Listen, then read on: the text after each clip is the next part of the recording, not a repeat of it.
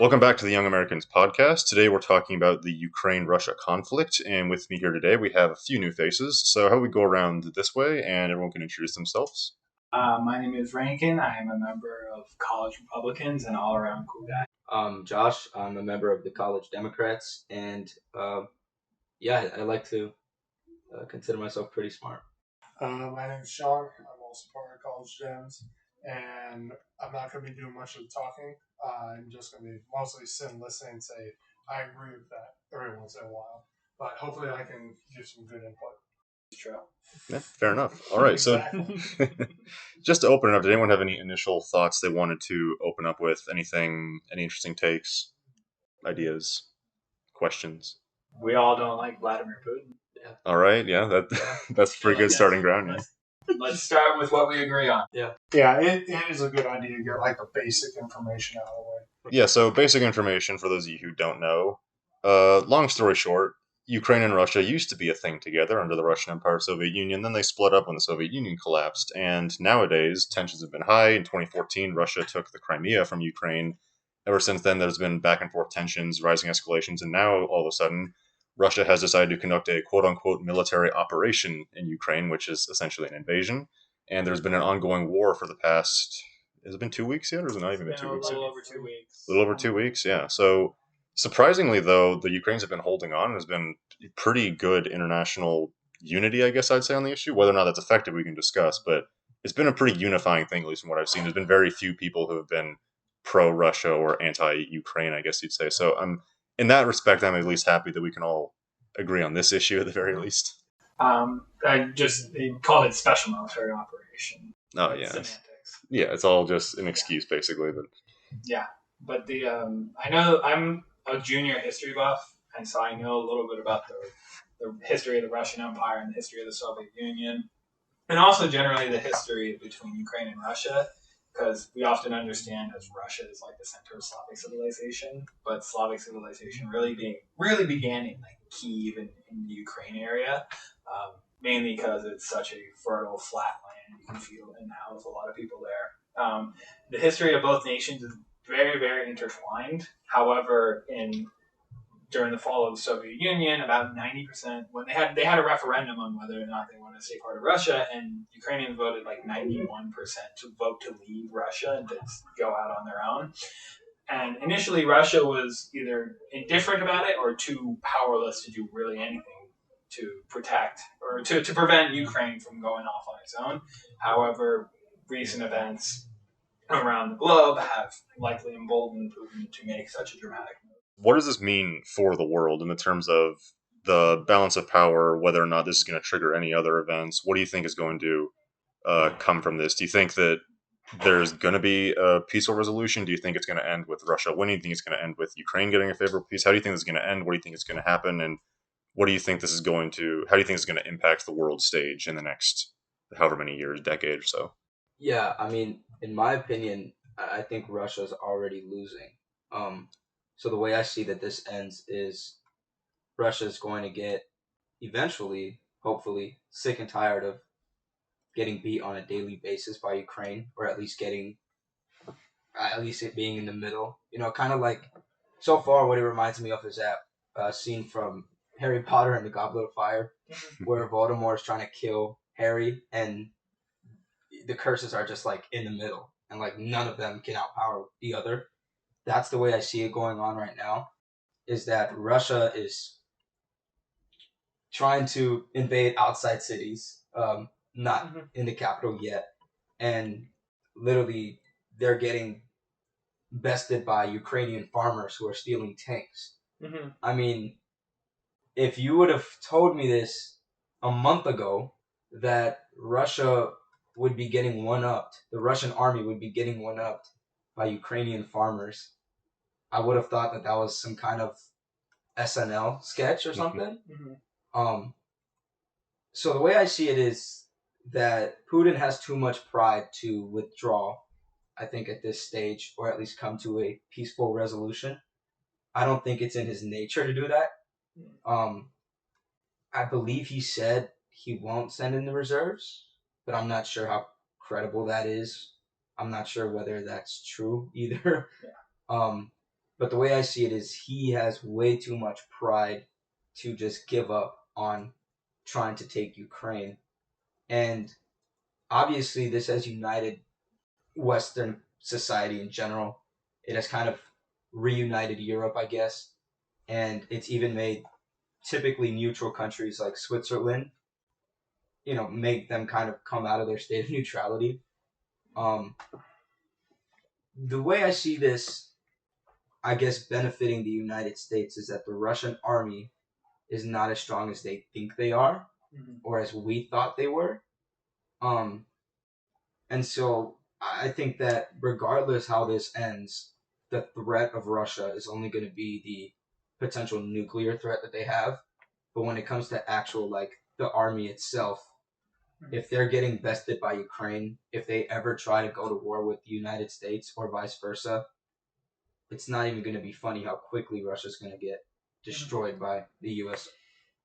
Every single armed force. And honestly, my professor last semester brought up that it would have been interesting if Russia invaded Ukraine at the same time as China invaded Taiwan. I don't see that happening anymore. I still think that, China and their kind of position on Taiwan is obviously still a credible threat for the United States. But the way things are shaping out for Russia, I don't think it's too encouraging for China, especially considering that I would say the United States has more of an interest to protect Taiwan than they do Ukraine, if that makes sense. I feel like this event and seeing how this war is actually unfolding would give China pause about making any moves for Taiwan, at least within the near future. The Russian army, the Russian military itself, it's very powerful. They have a lot of tanks, they have a lot of materials, they have a lot of soldiers. However, they cannot seem to keep them supplied at all because Ukraine has disabled most of their railways leading into their country from Russia, and the Russians rely very, very heavily on using rail to supply their troops. And also, at least in China's point of view, Russia is struggling to fight a nation just beyond its own borders versus Taiwan, where there's actually a pretty large strait, and actually bringing men and material, which it's estimated they need 1 million men in order to really take Taiwan. Having that over and having the logistics come over such a wide strait would be very, very, very difficult. And the Chinese army has not had any combat experience since 1979. The Russian army has had quite a lot of combat experience in recent years, mostly in the Middle East, where they've helped prop up the Assad regime, and fighting in North Africa, propping up different governments and stuff like that. So global implications, it depends on how the war itself ends. If Russia is absolutely humiliated and actually pushed back, it would absolutely be devastating for Putin's regime because this is such a small country, at least compared to Russia. And the Russian army would get knocked down a peg, and we would all realize that the Russian army is kind of a paper bear, sort of thing. But if Russia manages to pull up their sleeves and actually win this, it definitely poses a much greater threat to NATO and our allies, especially because Putin's shown thus far he's not afraid to use very, very lethal force against any target, civilian or military. So that should give us pause. Going back to China, something I kind of thought was interesting was think about the global response that we've had to Russia. Like, I haven't looked too much into it, but it looks like a lot of people are trying to cut or, punish Russia for what they're doing. I glanced at an article that said Biden's probably going to ban energy imports. And, a lot of people are kind of cutting businesses. To be fair, nobody really cares about Pepsi, but it said Pepsi's going to stop selling Pepsi in Russia. Mm-hmm. So people are starting to, cut ties, in a sense, really put the economic pressure on Russia. And, down the line, I don't know how immediate those effects are going to be, but that is really going to hurt for, obviously not, it's not going to hurt Putin, but it's going to hurt like basically everybody else in Russia. Yeah. But the point I was adding on is if Russia has some marginal success with Ukraine and it incentivizes China ever so slightly to go after Taiwan, I don't really think we could do the same thing against China.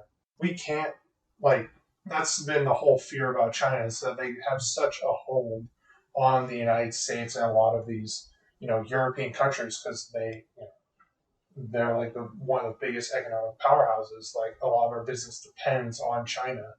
So if, China goes after Taiwan, we can't put the same financial pressure because it's going to hurt us. It's going to hurt us as well. Yeah.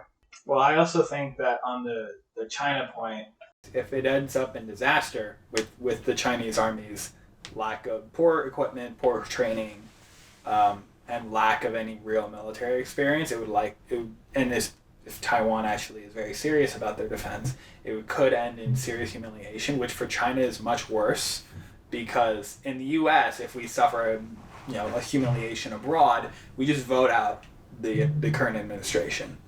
In China, you can't really do that, and so the only way to get rid of a leader that you really don't like is some sort of revolution. Is that likely in China with the grip that the CCP has on society? It would be very difficult, and it would be a very bloody affair. The second point on that is China. I feel China depends more on the United States than the United States depends on China, because the United States economy is actually one of the more insulated economies. We don't actually import that much stuff. We import a lot of cheap materials from China, and we have a large trade deficit, but we're able to supply ourselves for the most part. And if we actually are able to tap in our own natural gas and oil reserves, we don't need any other country to supply our energy needs and to fulfill our energy needs. There are some critical technologies where China is very invested in, but within 5 to 10 years, if we actually seriously subsidize and protect those industries, and we can easily grow those here, because a lot of that technology by China was based off stolen tech, anyways. Yeah, I think that's totally a fair point. One thing that I think there's a distinction between Russia and China in terms of the economy. I think you guys are pointing out, and I think that another interesting thing is because I was listening to Ben Shapiro a bit, and he had this point. I was wondering what your guys' take on this was. Is he was saying that he wasn't so sure how effective sanctions would be on Russia because he doesn't believe that the Russians necessarily have the same values that we do, and so that they don't really care about having nice things, and the Russian economy has never been this amazing, beautiful thing, and so he wasn't too sure that Putin or that maybe a lot of Russians necessarily care too much about how well their economy is doing necessarily, and they care much more about these more broad idealistic things of the, like Russian pride and glory and the Soviet Empire and all these other things. And I think that was an interesting take. I don't know if he still stands by that because that was, I think, right at the start of the invasion or right before it, so I don't know if he's changed his opinion on that. But I was just wondering, do you think that these sanctions and economic blocks on Russia are going to make a significant change, or do you think that Putin and his higher-ups don't necessarily care too much if their economy takes a hit, since their economy was never as big as China or America to begin with? That one's difficult because, I've never been to Russia. I don't really know, what you can buy with their currency and what you can't buy. You know what I mean? Mm. And the reports are that the ruble is less than 1 cent. Yeah. It's less than a penny. Less than a penny. There we go. And I think Sean said earlier, it's going to hurt the people more than it does Putin or anybody in his circle.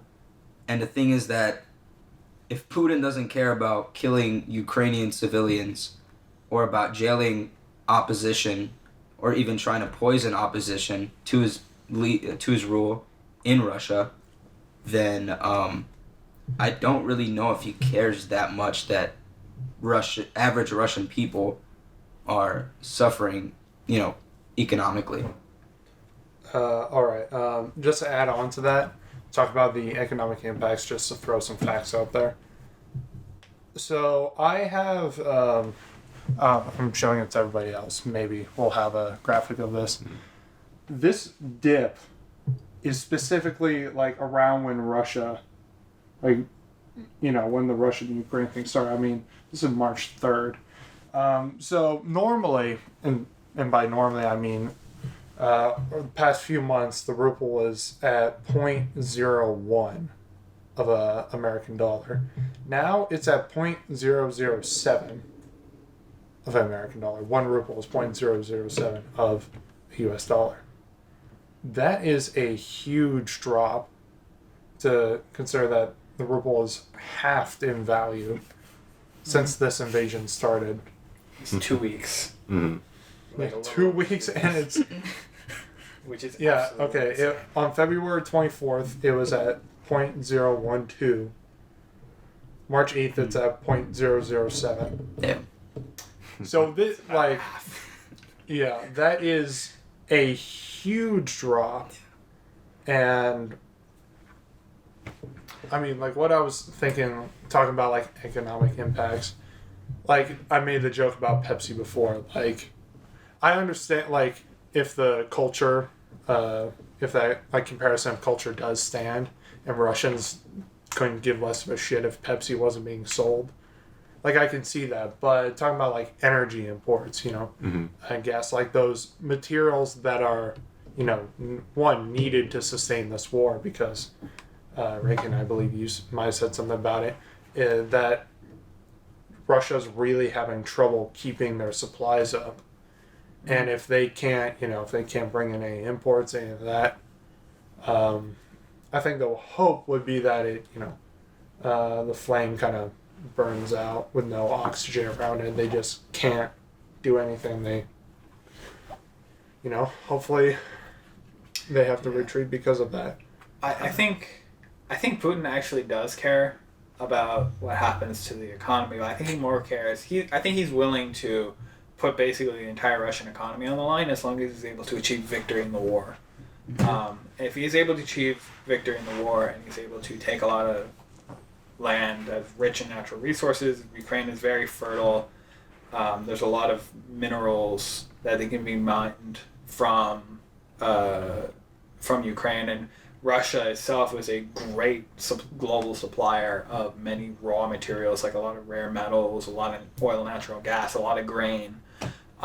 They would become, if they were successful and they were able to actually control a lot of this territory, which I think is questionable, assuming that they do, it would make them a larger part of the global economy, and I think just cutting them out would be very, very difficult, because we've already seen commodity prices rise, and Putin recently signed an order basically instructing his subordinates to find a list of different countries who have sanctioned Russia, and we're going to figure out what resources we're going to cut off, get sending to them. So it's like, this small African country put a bunch of sanctions on us and froze some of our accounts there, so we're going to not send them any palladium. Or, you know, this European country has threatened, like Poland, to send a bunch of MiGs to support Ukraine, so we're going to cut off their oil supply. Stuff like that.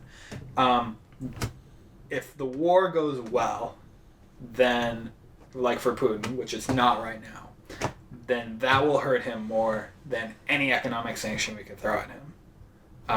He doesn't care about the economy. He didn't care about the economy in 2014 when he invaded Crimea. The economy took a hit in 2014.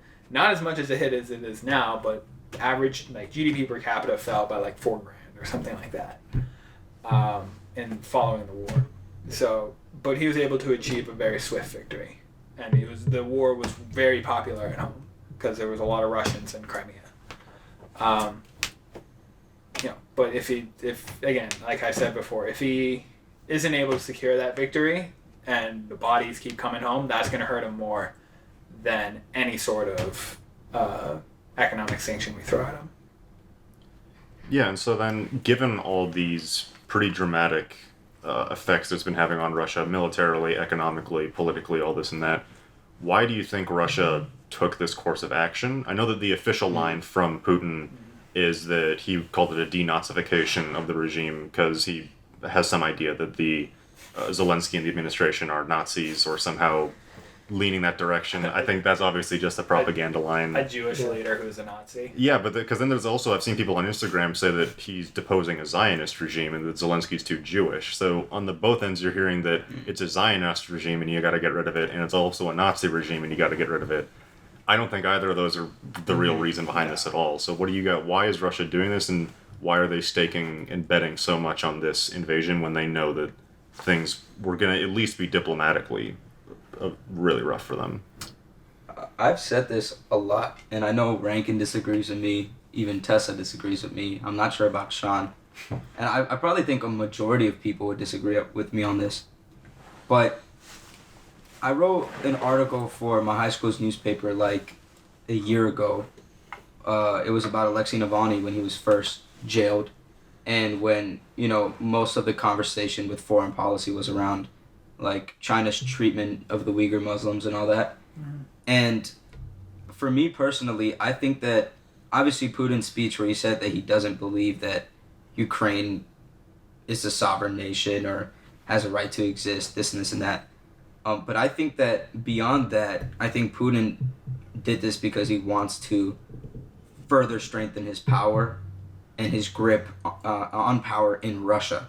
And I know that a lot of people disagree with me, but I think that Putin views the domestic movements against his regime, I think he views them as extremely credible, considering that he tries, or he jails, or he straight out kills his opposition, or with the case of Alexei Navalny, kind of sending a message by jailing him and saying, well, you try to oppose my regime, you're going to end up like Navalny did.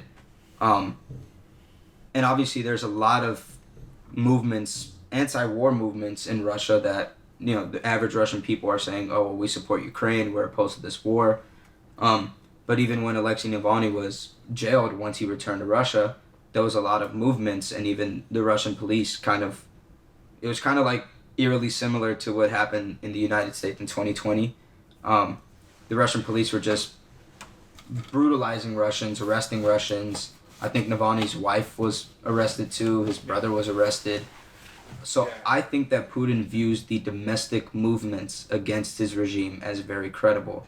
And he tried it, obviously he did this for foreign policy reasons, of course, maybe even economic reasons. But I think beyond that, there's also just this underlying thing where he wants to further strengthen his grip on power in Russia, because it's, in my opinion, and I'm probably very wrong, but I guess time will tell, in my opinion, his power in Russia is slowly declining. And Navalny, to me, that was like kind of my first eye-opening moment where I was like, whoa. Because, when I used to think about Russia, I used to think, well, Putin's popular in Russia because that's the message that Putin's always sent. That's the message that most, I guess, American presidents or the international kind of structure try to send to the rest of the world, is that Russians love Putin.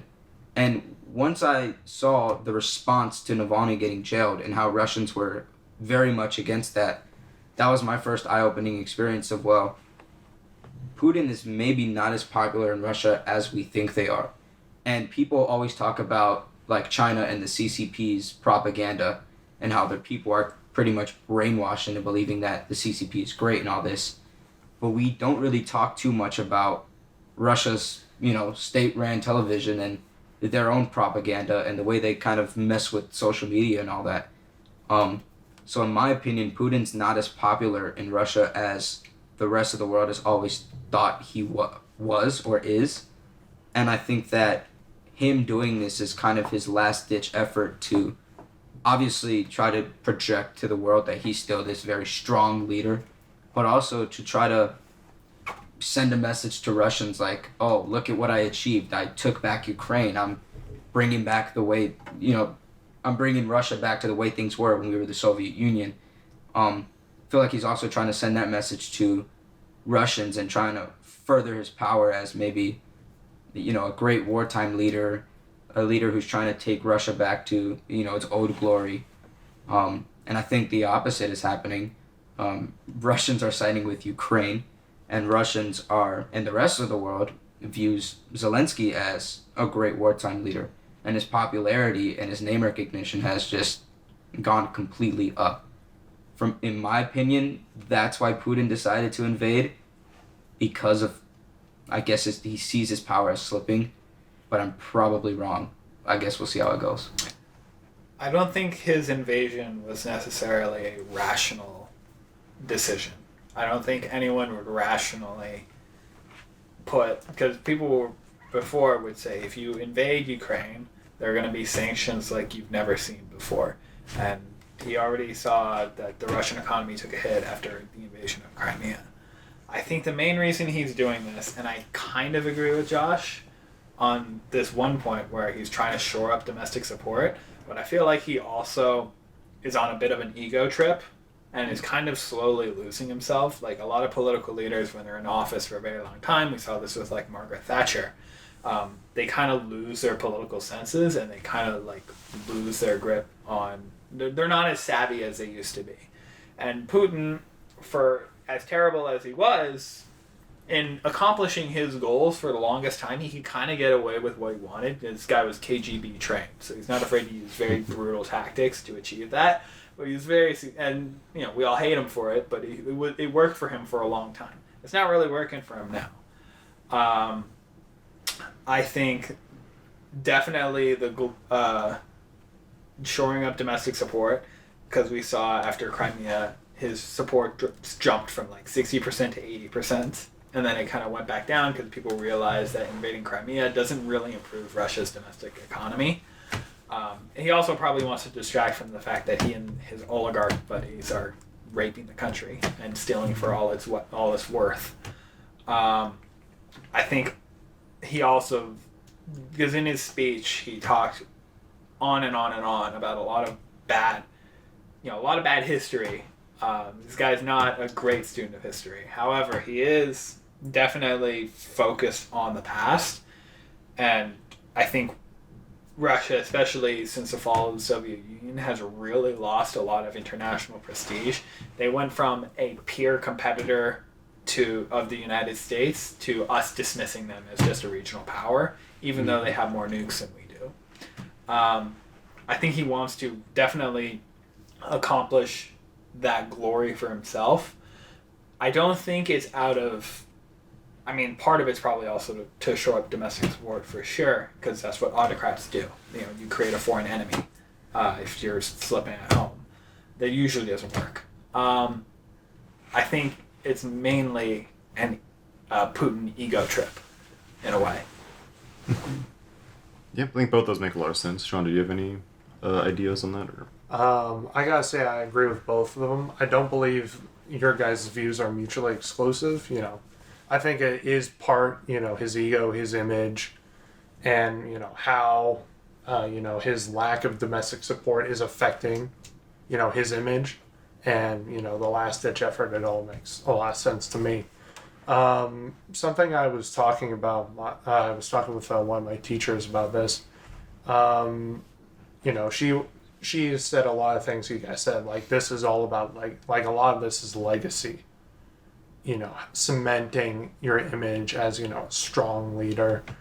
And what she said that I thought was interesting was the idea that he's been kind of pushing his luck for a while. Like, talk about ex-KGB, knows how to get what he wants. But what I personally think is he relied on the fact of that, the nuke button. The idea that he could get away with some things and, take back Crimea, take back other states. And it wouldn't be, in a sense, worth the trouble. I know that sounds bad at the start, but it's the idea of like the United States doesn't want to push very strongly, for his past foreign invasion attempts. I can't remember what he's been doing the past 20 years, but he, like you said, Russia's been busy. Yeah. Russia's been busy invading other countries for a while, and it's these small little steps, seeing, how far he could take it without, upsetting the entire, the entirety of the nation. And whenever somebody did say, hey, you shouldn't be doing that, he kind of, in a way, subtly just point towards the nuclear button, just like, you don't want to start these sanctions. What did Russia say, once he started this? like if foreign countries were to meddle, consequences like you've never seen before. Yeah. That's just pointing towards the big red button. Yeah. So he's been using that as a sort of cover that it's like, okay, we don't really want to deal with that. And in my mind, it's like having a friend who constantly has a gun in their pocket. And anytime they want, well, you can imagine what it would be like if somebody had, or like a knife. I guess that's a little less extreme. But somebody who's constantly armed. And anytime you get an interaction with them and you want something and they want it, and they make the slightest hint, like, everybody's seen the old Western where the person takes his jacket back and shows the gun. So it's that sort of move where, you're both reaching for the last donut. He looks at you and he pulls his jacket back a bit. It's like, okay, the donut's not worth it. The donut is not worth it. I do not want to deal with that. Yeah. I'm equating Ukraine to a donut. That's not a good thing. That's really not a good thing. But it's the idea that for the longest time, he was able to use that show of potential force to make Europe, to make, NATO, United States, decide to back off. But now I guess he's gone too far. He's, really made just an absolute awful gamble on this. Yeah. Putin himself has a long history of gambling against very long odds. And it used to be the West either was too distracted to care about it, or we just didn't want to do anything that would ruffle any feathers. Exactly. So, he invaded Georgia in 2008, and I think the world was too busy worrying about the financial crisis to really do anything. It probably didn't even make front page news then. I don't know. I was 7 at the time. Wasn't exactly reading the Wall Street Journal. 7-year-old ranking with the Wall Street Journal. When I'm 7 years old, I was like, oh shit, Russia invaded Georgia. I think in 2014 he definitely got hit with sanctions, and he definitely had a lot of strongly worded letters and statements against him.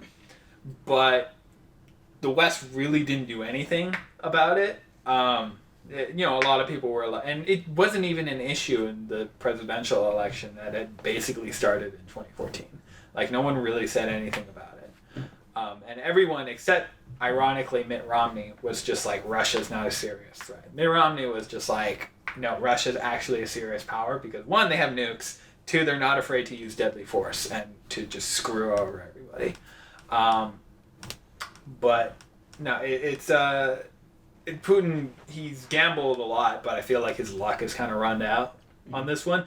We'll see. He may end up he could pull it out, very well could, but each day that the fighting continues and Russia's not making strong progress, the odds become much slimmer. Yep, I think those are all pretty good points. I would pretty much agree with all of you. I think, too, that on top of just Russia's motives behind all this, too, I think that there's been a lot of talk recently, especially this was more of a Soviet idea, but I think Putin has some of these Soviet ideas of forming a bloc between himself and the West, because Russia's seen itself be invaded many, many times throughout history, and they've seen their homeland destroyed many, many times. World War I, World War II, Napoleon, the Crimean War, and so I think that they want that barrier between themselves and countries they see as hostile, and I think they still view the West and NATO, and particularly the United States, as hostile, and so I think that most Russians do. Yeah, and that's understandable. I'm not saying that they're necessarily wrong to think that, but I can understand that. I think that part of the reason for going in Ukraine too is they want to know that Ukraine's on side, and so they would invade Ukraine to make sure that strategically they're aligned with them one way or another. And so I think that, on top of all your other reasons, there's also that aspect of forming a barrier.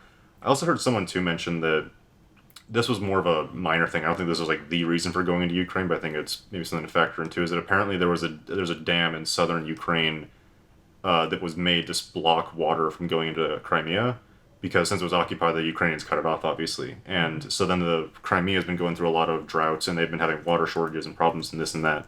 And so when you go into invade, you could take down that dam and resupply Crimea with water. So I'm sure that factored in. I don't think that was the reason. I don't think that getting Crimea water was the reason for the invasion, but I'm sure that's something they factored in. I think I actually heard that within the first few days of the invasion, that the second they got to that dam, they broke it and water came back. And so I think that's something to factor in. I think there's that, the forming a new kind of iron curtain against the West. There's all those things you're talking about, popular support. and the nuclear option, this, that, and the other. And so I think those are all pretty good reasons. And so I guess then going to the international response, because we've been kind of dancing around that a bit. What do you think of the international response so far? Has it been good? Has it been bad? Has it been effective? Is it not effective? What do you think we should be doing? Is there anything that you would do differently? I'd say it's not gone far enough. I would say that the U.S. should have had, before the invasion, like billions of dollars set aside for aid, like just ready to go to Ukraine right away. I feel like we were definitely hesitant to freeze their central bank assets, at least for a few days, but as the war continued to escalate and Putin continued to, started targeting civilians and stuff like that, the West it kind of forced our hand in a way, and it's because Russia has some of the largest foreign currency reserves in the world. I think it's the fourth largest, and they have the 11th largest economy. So it's like $630 billion or something like that. Half of that's frozen right now. And it's not very often that we levy sanctions against a country's central bank. That really doesn't happen unless it's a really small, insignificant country. And so I feel like the West could have done more in providing military aid and support to Ukraine before that. I think there's more. We should send them those MiG fighters because there's concern. It was like, we don't want to ruffle any feathers and we don't want to piss Putin off. But the feathers are already ruffled. And so I feel like sending those so that Ukraine can defend itself more effectively, definitely a step in the right direction. I think Russia should be cut from SWIFT entirely, and I also think that we should have started this years ago, but getting Europe, particularly Europe, because the U.S. doesn't depend on Russia for oil and gas, get Europe off of Russian oil and gas, and they're actually approving projects to ship liquid natural gas and oil from countries like the United States, where we're actually a big producer of it. And we can start shipping them over to Europe so that they're not funding this war indirectly. Mm-hmm. Yeah, personally, I'm honestly pretty surprised by the West's response, I guess, to this whole invasion. I mean, not saying that I necessarily agreed with Putin, but I guess Putin's view that the West was, or at least the United States specifically, and even just the West in general, was going to be more divided, or it was going to be divided enough to the point where he was able to have free reign to do whatever he wanted. That was obviously a miscalculation, but I think he was credible. I guess his views were credible enough considering all the domestic issues that the United States has. A lot of evidence pointing towards that. Yeah, exactly. And I don't think he expected Republicans to really side with Democrats and vice versa on the issue like sanctions, or I guess in their response and the way the Biden administration would respond to, Russia's invasion. I think that, I guess one thing that is getting me pissed off kind of is when I go on Instagram and Twitter, and when there are tweets or when there are posts about, the invasion, there's a lot of Instagram foreign policy experts who they suddenly have years of diplomatic experience and they know, everything about foreign policy, and they're saying, they're trying to in many ways say, if Trump was in office, this wouldn't have happened, or they try to somehow bring Trump into this. They somehow try to blame Biden for this. I don't think it necessarily needs to be that way. I think that Biden's done a great job in the way he's handled it. I think that he has played a key part in kind of uniting the West against Russia.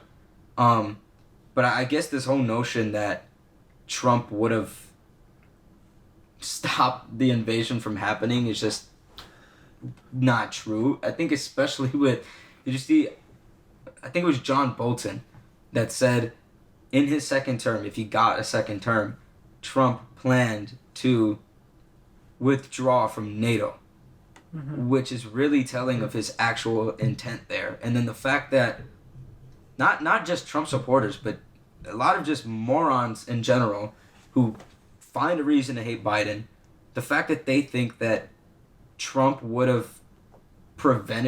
in office would have prevented Russia, to me it's hilarious. Well, to me, it's it ignores reality, which is this is Putin's war. Yeah. Whether or not you would have had Trump in office, Trump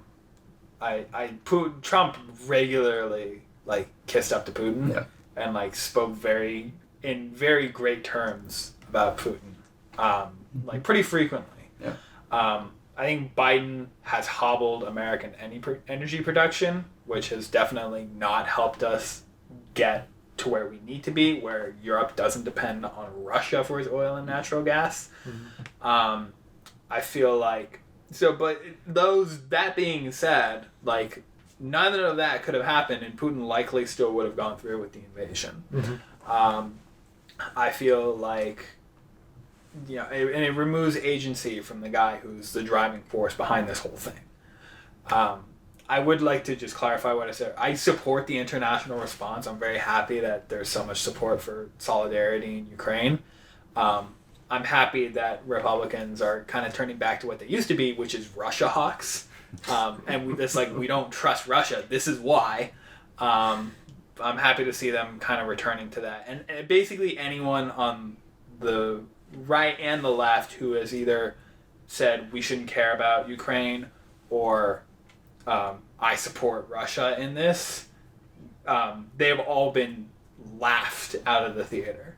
And Indeed. Even Tucker Carlson, like he said a lot of stuff, and I was just sitting there like, oh, this wonderful person, but he's actually like kind of walked it back now, at least a little bit. You have some Republicans running. What's his face? Who wrote the book Hillbilly Elegy? He's running for Senate in Ohio, I think. J.D. Vance. He said, "I don't care what happens in Ukraine. We shouldn't care what happens in Ukraine." He's walked that back since. Sounds like I'm crapping on Republicans because I know more about Republican politics than I do Democrat.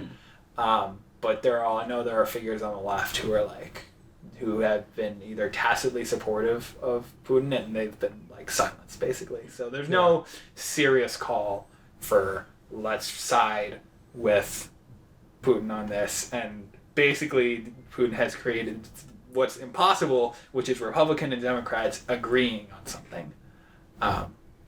Never thought of this. In that sense, thank you, Putin. Somebody's gonna take that clip. There's nothing else. Just thank you. Play 5 seconds before, and you'll disprove it. Thank you.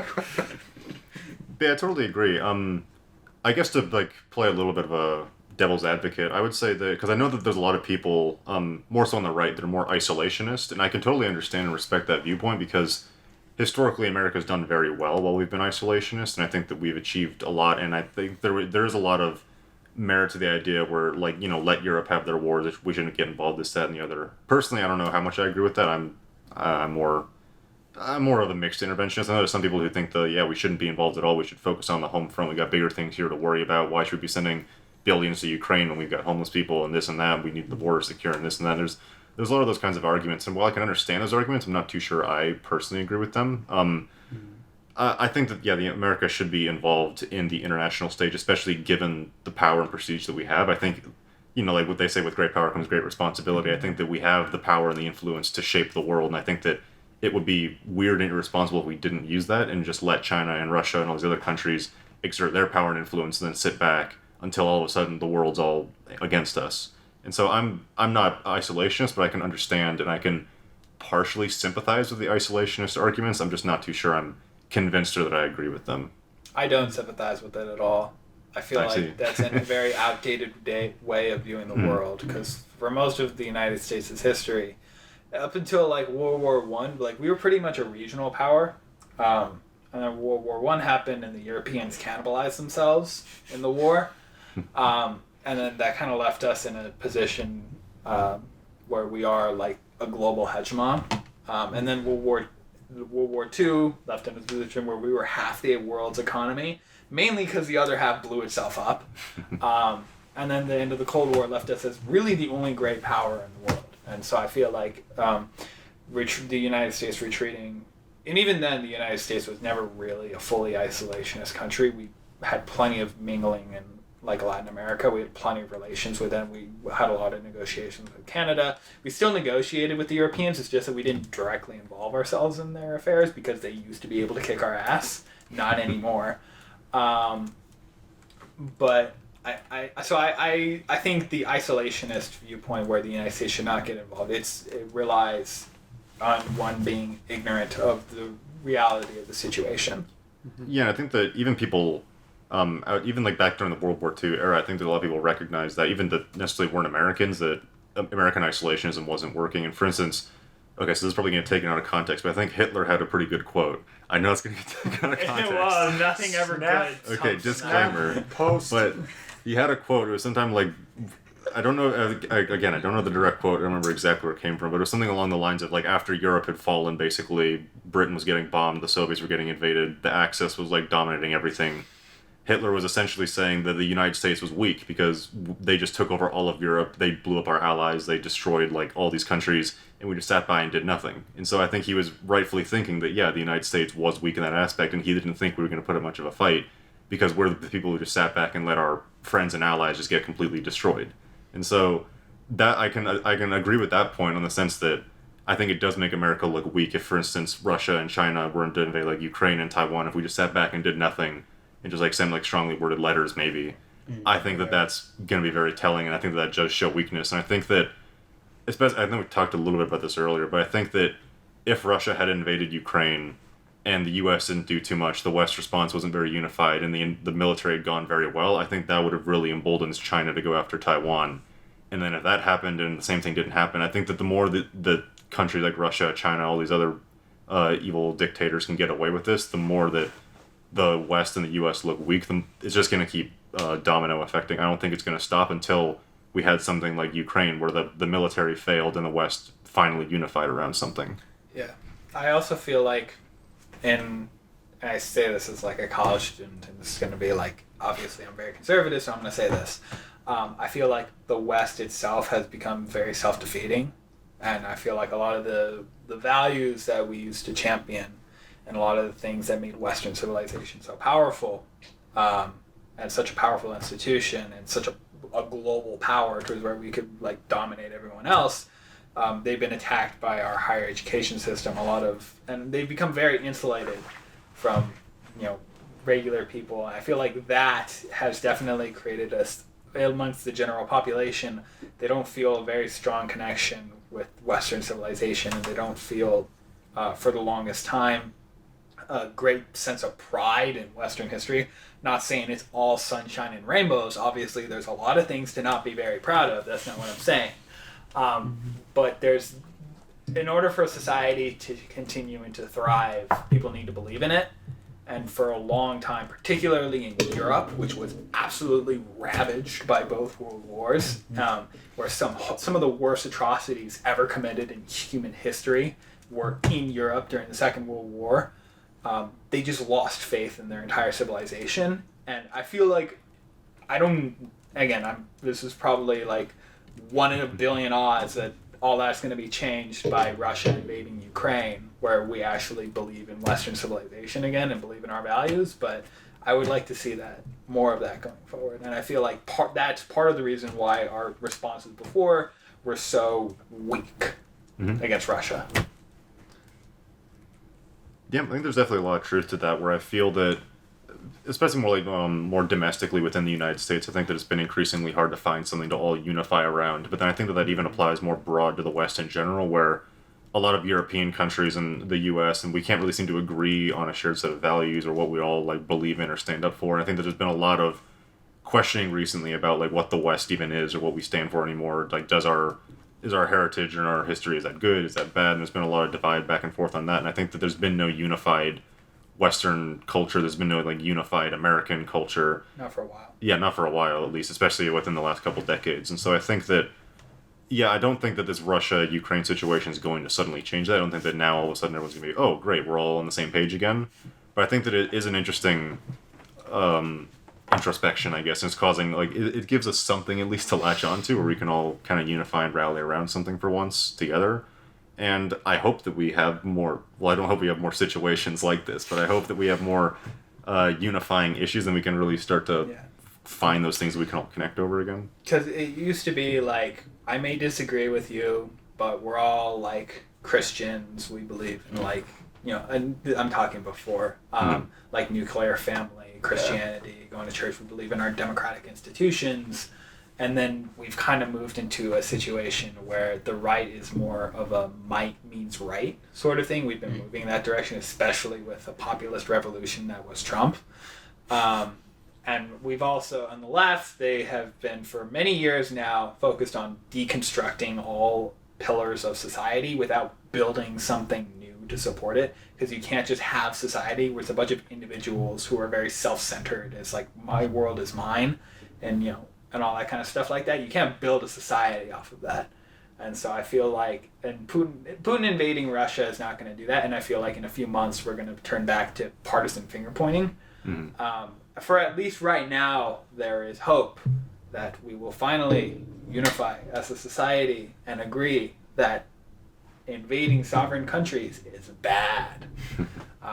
We'll see how long that lasts. Yeah. Yeah, but I think something interesting off that, especially that last point, is that, I spend like some time on social media. I've tried not to because, like, especially in the last few months, I've just kind of tried to distance myself from it because I know it's stupid and bad for mental health. Whatever. I've tried to distance myself from it, but I check every now and then. I've seen a lot of things, mostly like, this isn't like big people saying, it's not like verified accounts, not politicians, or whatever, but just people on the internet saying things like, oh, you say you don't care about like invading sovereign nations. Oh, but the United States invaded Iraq. Or, oh, but this country did that. And there's a lot of this whataboutism where a lot of people are almost criticizing our ability to condemn Russia because, oh, we've done the same things kind of situation. So what do you think of that? And like, do you think we can criticize Russia just because we've done other bad things? What do you think about that?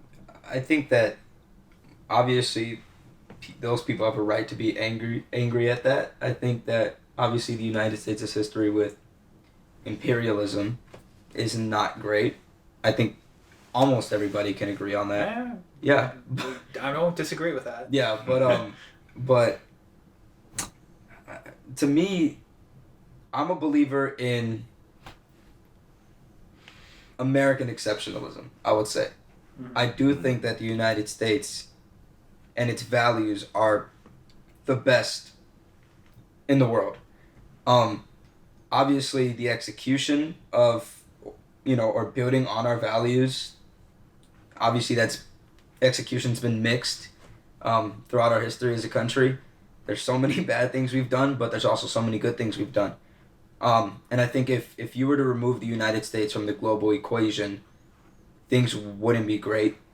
And if you removed, I guess, United States' values, or if you removed capitalism as the United States' political, system, I would say, if you remove democracy from the equation, people would realize how unhappy they would be.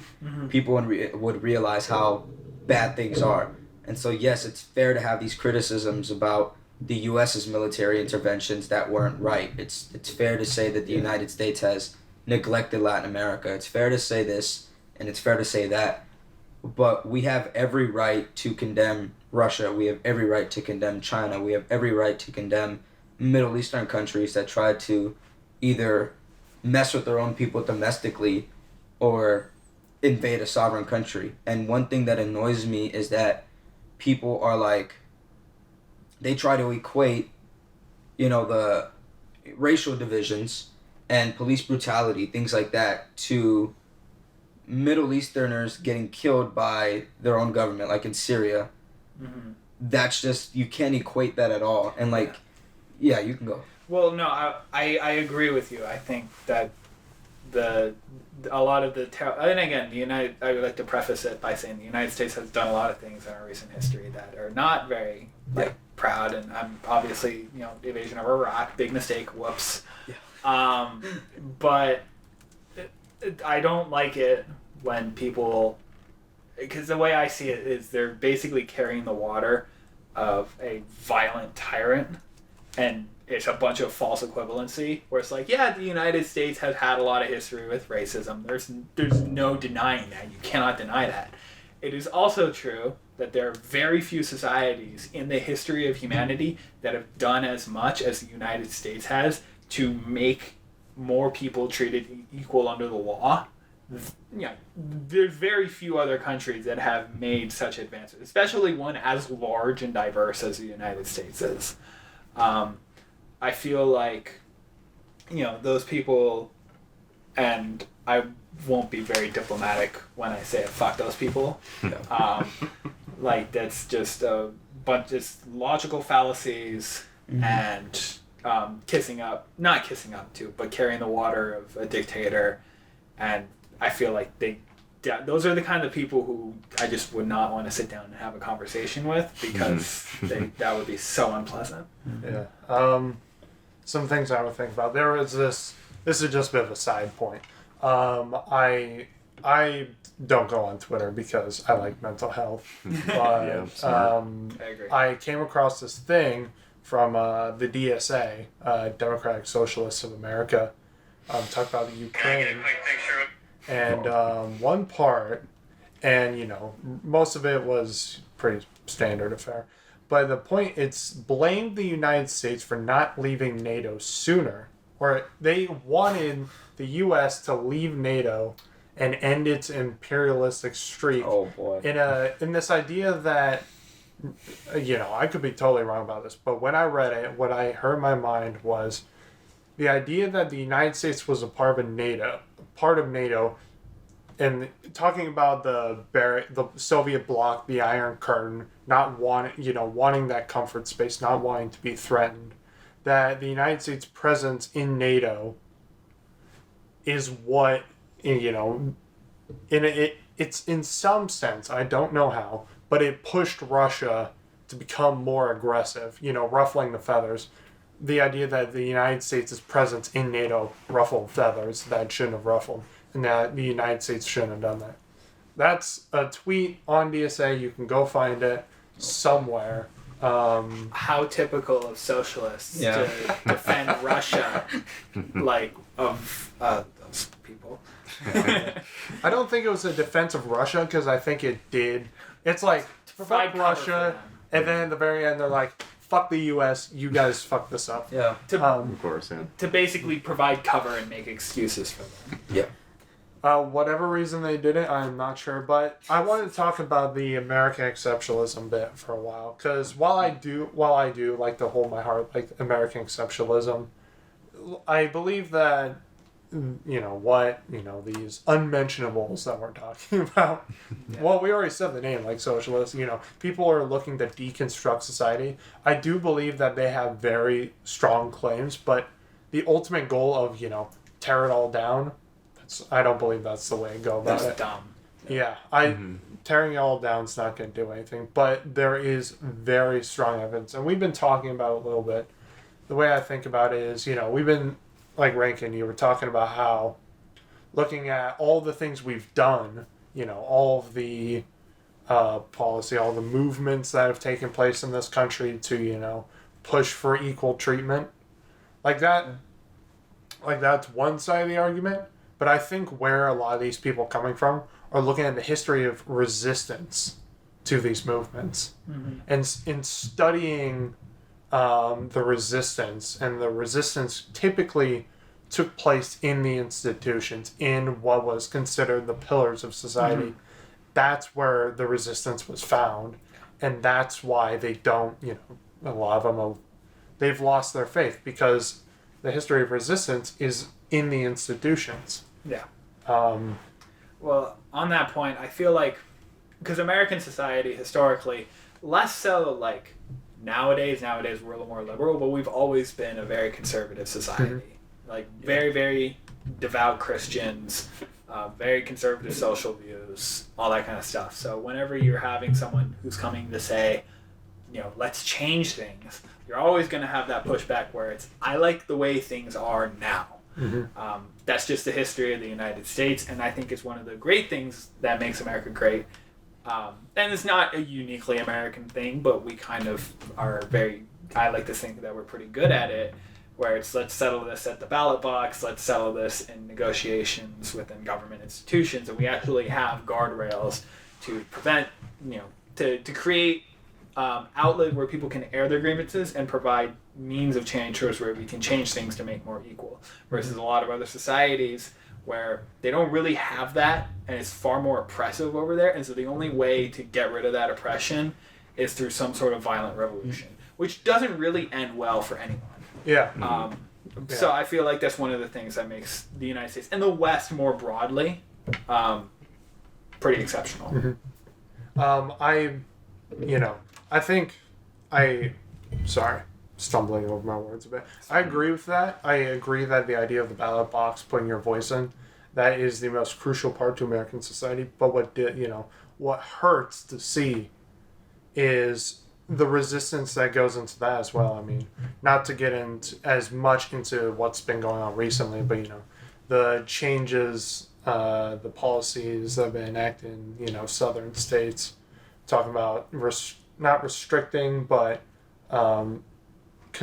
I'd say constricting, like making voting laws harsher. They're making it more strict. Making it more strict, yeah. Stuff like that, reading into that, and like talk about the history of resistance. A lot of attempts have been made to interfere with that process of let's sell a ballot box. Depending on what period of history you look at, like you can look towards pre-Civil War, the issue of slavery, how a lot of people were trying to mess with the process in order to get their sides crossed. Like, we were creating new states, and then we were basically saying, our voters go there. And there were bloody conflicts trying to, win a majority. Like, groups of people were slaughtered in order to push that majority. Bleeding Kansas. Is a good Bleeding Kansas. So, and what was it? Sumner Kane, Charles Sumner. The famous story of the dude getting beaten over the head with a cane while in office, and then everybody sent the assaulter, more canes. That is how we should settle political disputes in the United States right now. We need more of that. Mitch McConnell, Bernie Sanders, Elizabeth Warren. Everybody, put on your gloves. Yeah. Put on your gloves. Let's sell it on the floor. I love that. That would be the worst boxing match ever. No, I get what you're saying. However, to counter that point, our institutions continue to hold pretty well. I think there needs to be a lot done to restore faith in our institutions, and obviously, since the founding of this country, those processes, just as much as they've been used to uplift people, they've also been used to push people back. That has been the story of the United States, and because of human nature, you're never really going to avoid that no matter what system of government. However, the United States system has, and I feel like we're getting a little off topic, so we'll probably go back to more Russia and Ukraine stuff, but I'll leave it on this. I feel like the United States, our institutions were designed to be resilient, are designed to be they're designed to be very difficult naturally. But then they've withstood the test of time, and as we have moved on, it's like a 2 steps forward, 1 step back. Where it's like we'll take a step back every once in a while, and but compared to where we were before, we're light years ahead of where we were before. But I'll end it at that, and we should go back to discussing Russia and Ukraine versus like voting in the United States. Yeah, probably. I don't know. It's a good I'm good with that segue as well. Yeah. We can talk about that all the time. Oh, yeah. Well, check out our future podcast episodes for more things regarding voting rights. Oh, the things I could say. Yeah, I would. I'd love to say on that conversation. Like with the next one, you never know. Yeah, I want to talk about the weapons of mass destruction a little bit. The nuclear button, talking about all of that. There's this thing I don't know how solid this is, but people have been talking about this Russian convoy. Have you guys heard about this? Huge convoy heading to Kiev, I think. It's not heading, it's just stopped. Yeah. Oh, it's hanging. It's the idea that there's this 40-mile long convoy with tanks, armored vehicles outside, Kiev. How do you say it? Kiev. Outside of Kiev, and it's just not going in. And I still think it hasn't moved. And a lot of people are, thinking about like, okay, what's going on here? And I heard somebody was talking about, and there's a chance that the reason they aren't is because Russia might be considering employing weapons of mass destruction in Kyiv. And obviously, you wouldn't want to have your own tanks and your own vehicles in there while you bomb the hell out of a city. Like, obviously, that's like the line connection there is so thin it's borderline conspiracy. But the idea that Russia is currently mulling over the options of using, more deadly weapons. And we've been talking this whole time about how Russia clearly is, rolling up the sleeves when it comes to lethal force. So, I mean, what if they keep escalating? I mean, while I was poking around, I don't have it here, but it said that Russia admitted to using vacuum missiles. I don't know what a vacuum missile is. I read about those. Enlighten us. What are they? Put simply, a lot of missiles, when they're actually designed, they're designed to create a bunch of shrapnel when they explode.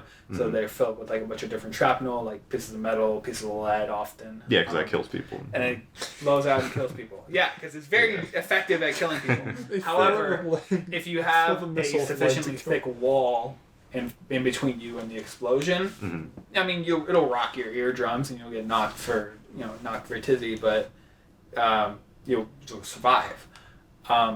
These bombs have a bunch of explosive like jelly and fluid within the missile itself, and so it creates a much wider like fireball explosion, and it sucks away all the oxygen within a certain area, so it basically suffocates people instantly. The explosions and the flames can wrap around walls and into buildings in ways that shrapnel cannot, and so it can basically like incinerate a lot of things in a much wider radius, and it can, if people are like in a bunker, it sucks all the oxygen out and they're suffocating them, or it just leaves them with some serious injuries. And Russia has used that and the U.S. has used it before. We used similar weapons against terrorist caves in Afghanistan, because a lot of these, and Iraq too, but mainly Afghanistan, because it's a very mountainous country. There's a lot of caves where terrorists hide, and so if you draw a bomb and it's just a shrapnel, terrorists are unaffected. But if you draw a bomb and it sucks all the oxygen out of the cave, like it suffocates, it'll suffocate them, and it'll either force them out or kill them. What kind of sick bastards are in our weapons development? Jesus. Do the United States have those? Yeah. The U.S. has used. He was talking about we've been using. We've them. been. I would love to use that on China. Oh my gosh. We're not at war yet. Hit Beijing. Cut, paste, post right there. Yeah. I would love vacuum missiles in China. But no, and Putin's been using that against civilian targets, because a lot of civilians are hiding in bomb shelters underneath the streets and underneath the city. Yeah. And so it's an effective way to kill a lot of people who are trying not to get killed. Yeah. So yeah, I guess if so you're saying they have been using these, or They have been using these. yes, like they're using all these weapons, missiles, vacuum bombs, and whatnot. That so if they escalate to nuclear weapons, well, one, do you think they would escalate to nuclear weapons, or do you think it's just a talking point where they're trying to scare everybody into thinking they might do it as a way to deter anyone from trying anything, or maybe force Ukraine into a peace deal by saying, "Oh, we might go there"? But do you think they're actually willing to go there? Do you think Putin is willing to gamble again and hope that he doesn't get nuked in response? Cupcake. Cupcake break. I need a cupcake before I answer this. All right. This cupcake break is sponsored by. By Tessa's cooking. Did Tessa make them? Thank you, Tessa, for the cupcakes. She wanted more shout-outs, so there's your shout-out. Oh wait, when she comes on here, well, I'm assuming it's going to be a whole conversation about mostly Tessa. But, Yeah, it's going to be a lot of talking about Tessa.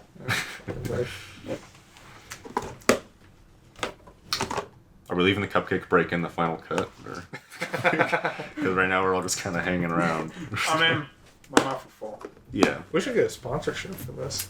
Well, I don't know, who makes these? Like, what brand of like cupcake mix, or did she make this like from scratch? It's a secret brand. Secret brand. I spotted one time. I looked in the freezer and I saw the recipe. She kind of like looked at me like, "You don't tell another soul about what you've seen." So I've effectively wiped the brand name from my mind. So I don't get mysteriously thrown out a window. Why does Tessa care that we don't know her cupcake suppliers? It's probably illegal. Probably. She gets those illegal special cupcakes. We're about to feel those effects in about an hour. So anyway, nuclear war. It's just nice segues today. Yeah. Josh, you have something to say about it? What was the question again? It was about whether or not Russia would escalate to nuclear war. Do you think No. Putin would do it? And yeah. So you think it's just talk, like he's Why trying not? to scare everybody? Yeah. I mean, it's kind of like what Sean said earlier. Like in Western movies, pulling back to show the gun. Yeah. I don't think he's serious about it. And if you were serious about it, I would live for the day that the United States does to another country what we did to Japan. Just saying. So if Russia, we don't think they will, but if Russia does, do you think the proper response would be to nuke them back? Or? Absolutely. I think That's the only response I would accept. it depends. Well, I mean, first of all, I don't think nuclear war is super likely. Yeah. I feel like Putin may be sick in the head, but I think he's got enough of a grip of reality to realize that a nuclear war would definitely not benefit anyone. And I will say that if Russia does escalate to nuclear war, I feel like our response should be like, it'll become a tit for tat until it escalates to just nuclear annihilation or one of us backs down. So if Russia nukes Kyiv tomorrow, I feel like the appropriate response is somewhere between cut them entirely off from the world economy altogether by tomorrow, or strike them back hard. And if Russia decides they want nuclear annihilation, then I guess there's no turning back, and and there's not going to be anyone left standing in that situation. So I don't think it will, and I pray to God that it doesn't end in some sort of nuclear holocaust. But we also, a lot of people didn't think Putin would invade Ukraine. So the precedent's not with us on this. Yeah, I would agree that nuclear war is unlikely. But it's unfortunate that the whole concept of mutually assured destruction is that if somebody uses their nukes, we have to be prepared to use ours as well. Yeah, and that's so the whole thing. because if Russia can get away with just nuking people and we don't really do anything about it, that's going to set a really bad precedent. Mm-hmm. So very bad. Unfortunately, I think it would have to maybe not escalate to full-scale world destruction nuclear war, but it would not be pretty if that escalates. So I think we can all hope that that doesn't happen. Now, I think we're in agreement that's probably not going to happen, but like you were saying, we didn't think he was going to... Well, most people didn't think he was going to invade Ukraine not too long ago, so... I don't know, that's the problem with... because you were saying, Josh, you were saying that, Putin's losing his grip, and this incident, he's kind of gambled a lot already. I don't know, while I don't think he's going to go to nuclear war, it wouldn't be unimaginable for me to think that he could just double down and say, I've already fully committed, it's now or never, we've got to go all in, because he's going to suffer immensely if he just backs out of this. So I could see a scenario in which he decides that it's time to just go all out. I don't know. It's a possibility. I think it's a very unlikely one. I don't think it's a war that Russia would win, but it's a possibility, because it would be Russia against the world. I don't think China would back them up in this conflict, so... Even now, China, because I bet Putin was just like, China's totally got my back on this, because they just recently signed an accord where it's basically like, we all hate the United States, let's undermine their world order. Mm-hmm. And then Russia invaded Ukraine, and China was just like, what the fuck, bro? Why'd you do that? And they didn't come out very strongly supportive of Russia. Have they said anything? They've I don't know. So, they've touched around the topic, but not addressed in a it. UN vote, they abstained from voting, which is pretty much very telling of their opposition to it, even if they didn't explicitly vote no. You know what I mean? Yeah. It's we're friends with Russia, but we don't like what they're doing right now. Yeah. Mm-hmm.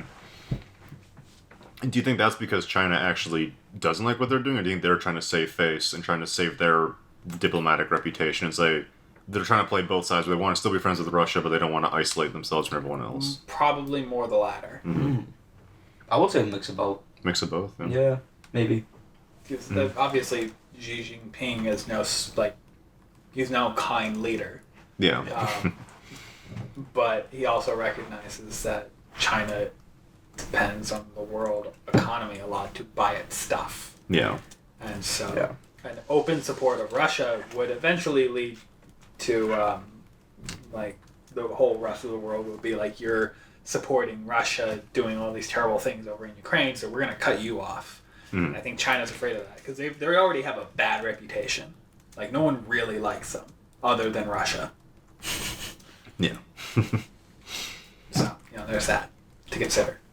There is that to consider. And so I guess going forward, like with Russia, China, all their politics and whatnot, do you think that this is going to affect Russia and China's relationship? Do you think there's going to be a change in leadership in Russia possibly? Do you think there would be any kind of, if the war drags on, no real progress is made, things get worse economically, do you think that there could be some kind of coup or popular uprising in Russia? Do you think Putin might get booted somehow? Do you think that even China might abandon them? What do you think is going to happen to Russia in the long term if it continues to not go well for them? I think to fully commit to my idea that Putin is losing his power slowly in Russia, my hope is that there is, and that he is replaced. I obviously don't think that he'll be replaced by who the rest of the world would want, like Alexei Navalny, for example. Probably get replaced by somebody who's closely aligned in some ways to Putin, but it won't be Putin. I would hope that that's the case. I don't think that it's going to affect China and Russia's relationship. I would say that Xi Jinping is a much smarter person in general than Putin is. But I don't think that that's going to change their relationship at all. I would hope that there is a change of leadership in Russia. Somebody who's much more sane. Like Rankin was saying, Putin is not that sane right now. It's kind of reflected in his actions, in his speech. He's just not there.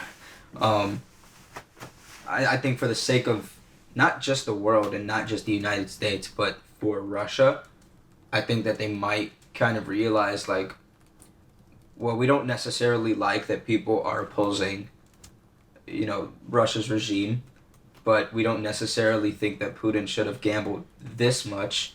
So let's just replace Putin with somebody who would still kind of have that sort of brutal leadership style, but not necessarily be, committed to like democracy or like not invading sovereign nations. I think that though, if Putin is replaced, there'll still be that desire or that kind of dislike towards Ukraine, and they'll still have the same kind of tendencies that they do under Putin. But I think, like, building off of Rankin's point, but also committing to my idea fully, is that Putin is not just losing his power, but he's also kind of losing his mind.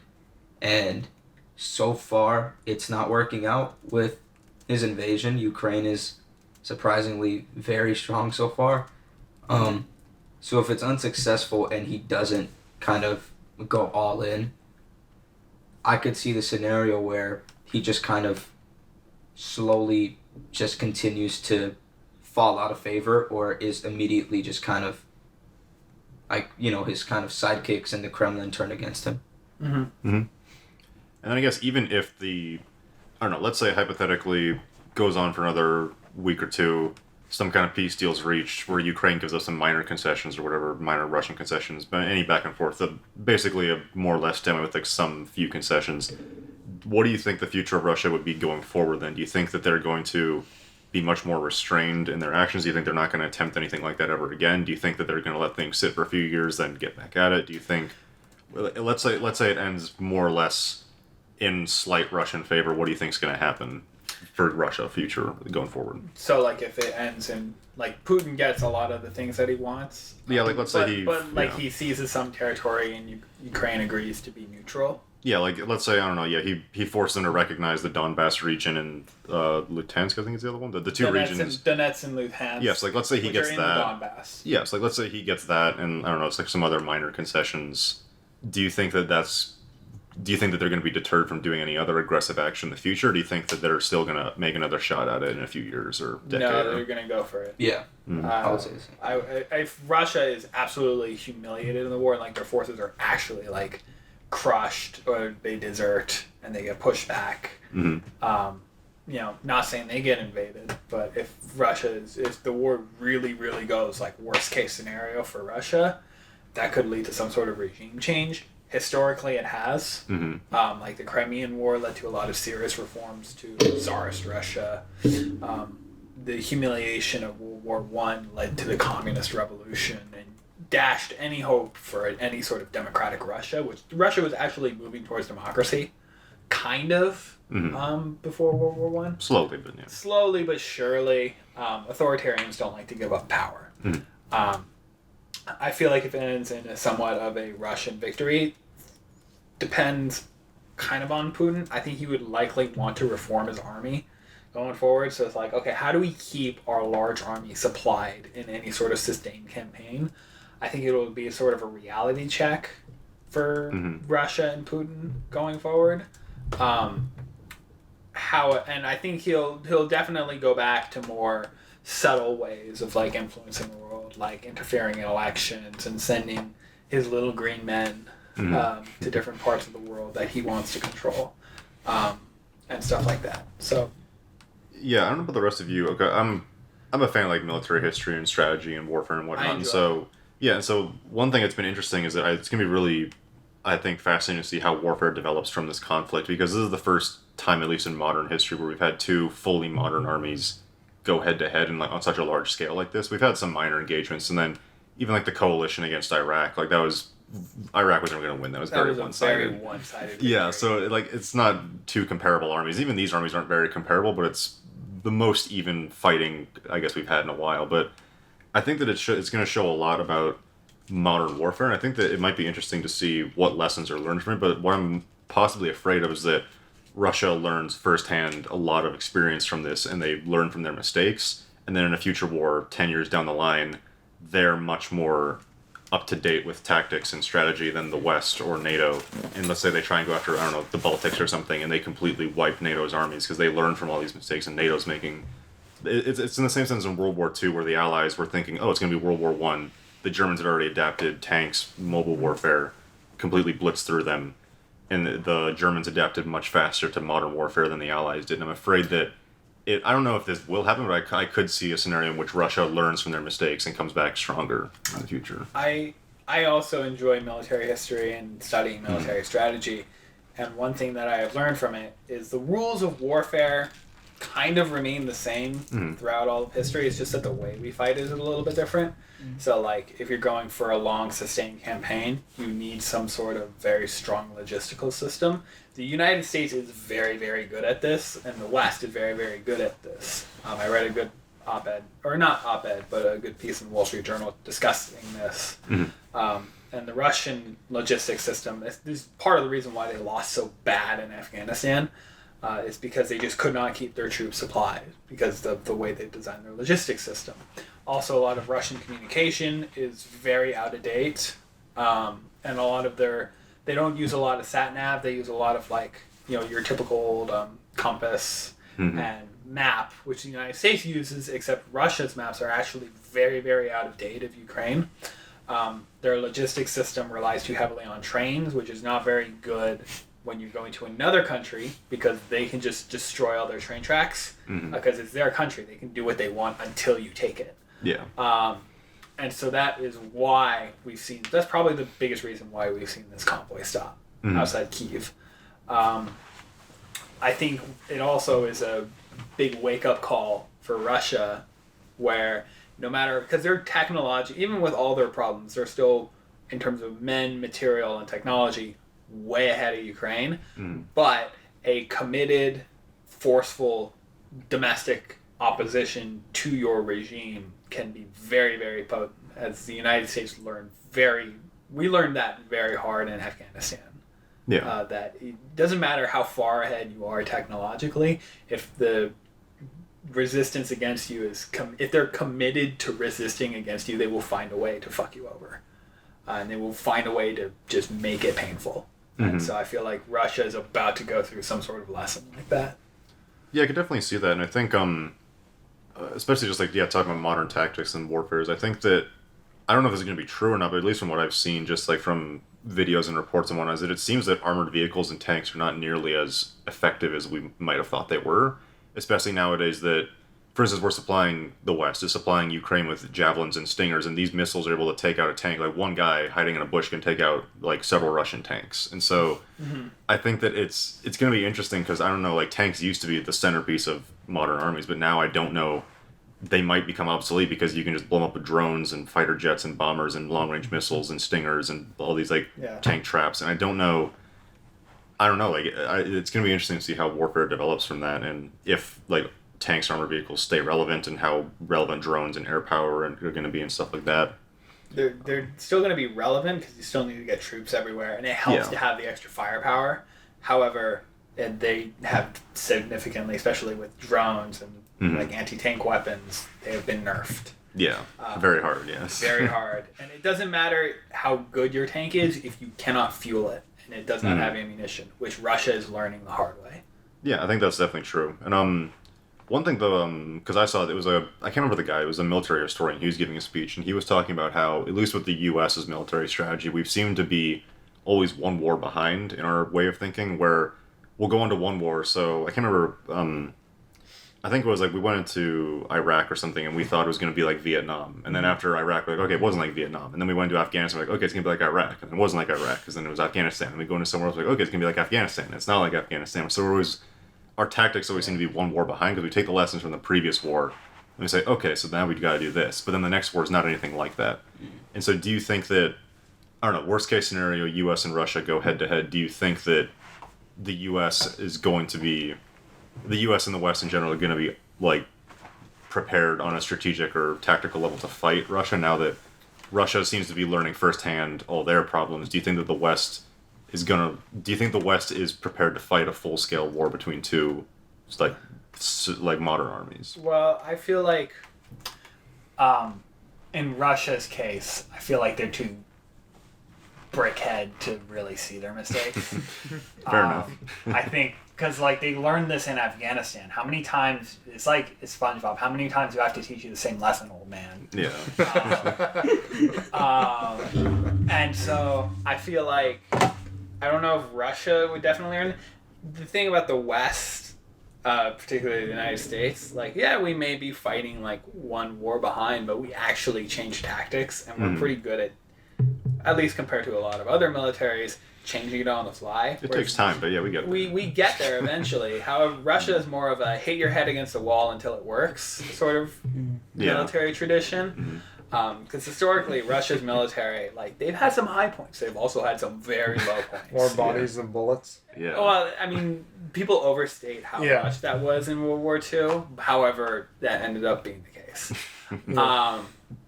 But so I feel like the U.S. is still ahead of Russia because U.S. and Russia, we fight combat kind of the same way, at least from what I've seen in Ukraine. However, the United States is more reliant on technology. Yeah. And like drones and whatnot. Drones and advanced communication systems and stuff like that. Obviously, as we've seen with the F-35 program, we're not always very great at it. But I feel like we're more willing to learn from our own mistakes than I would say Russia, at least from a historical standpoint. Yeah. So would it be safe to say that everyone's fairly optimistic that Russia's not going to do a Nazi Germany and suddenly take over half the world kind of thing? Yeah. They don't have the power to. Yeah? Yeah. I really hope not. Yeah. So that's not... No one thinks that's going to possible reality. In the age of nuclear weapons, I would say that's not true. If they do so, it's going to be very, very subtle over a long period of time. Yeah, like... And I would say it'd have to be more of a diplomatic thing than a military. I think the biggest part you were talking about is if the force against you is committed. Yeah. I feel like the easiest way to find a solution is to find out how to make them not as committed. Yeah. Not that I'm trying to give Putin any ideas here. That's not what I want to do. He's probably not listening to this. Don't worry. No, he's He listening. might. I don't know. Yeah, well, we got one listener in Russia. Shout out to you. Shout out to you, Mr. Putin. Fuck you. Is YouTube banned in Russia right now? I don't even know. Probably not. I don't know. But yeah, I don't see the blitzing take over half of Europe. That's not happening again. Yeah. Too many people hate him. True. Yeah, it's basically, like I said, it's him versus the world at this point. I guess another thing, though, I don't know if any of you are familiar with, like, it's the speculation of the long peace, where this is the longest period of sustained peace between the major powers, essentially, in history. And so everyone's concerned, it's the same kind of theory where, we haven't had an earthquake in a while, we're overdue for an earthquake. We haven't had a major aviation disaster, we're overdue for an aviation disaster. We haven't had a major war between the major players since World War II, really. And so I think there's a lot of people who are concerned that we're overdue for a massive conflict of some sort. Not necessarily a world war, but Technically a speaking, large-scale conflict. Technically speaking, that's a fallacy of probability. Yeah. So, unlike, technically speaking, we're not overdue for anything. It's, but I do see what you're saying. It's like tension, especially with the Russia thing. It's just tensions.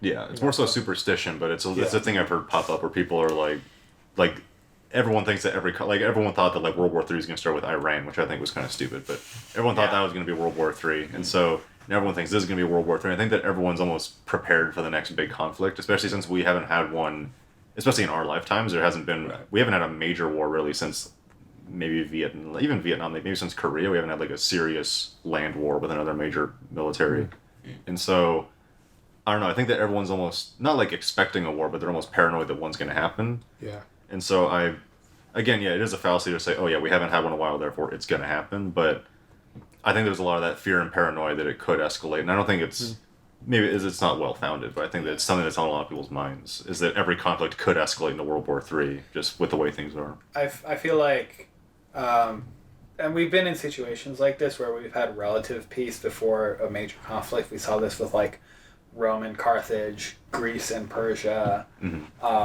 I would say the European powers in the years like between the Franco-Prussian War and World War One. It was relatively peaceful. After Napoleon, up till the Crimean War, relatively peaceful. Yeah. And stuff like that. And so we've been in situations where, maybe not like as the way we have put it, where it's like war is just obsolete, but there's definitely been periods of history where you have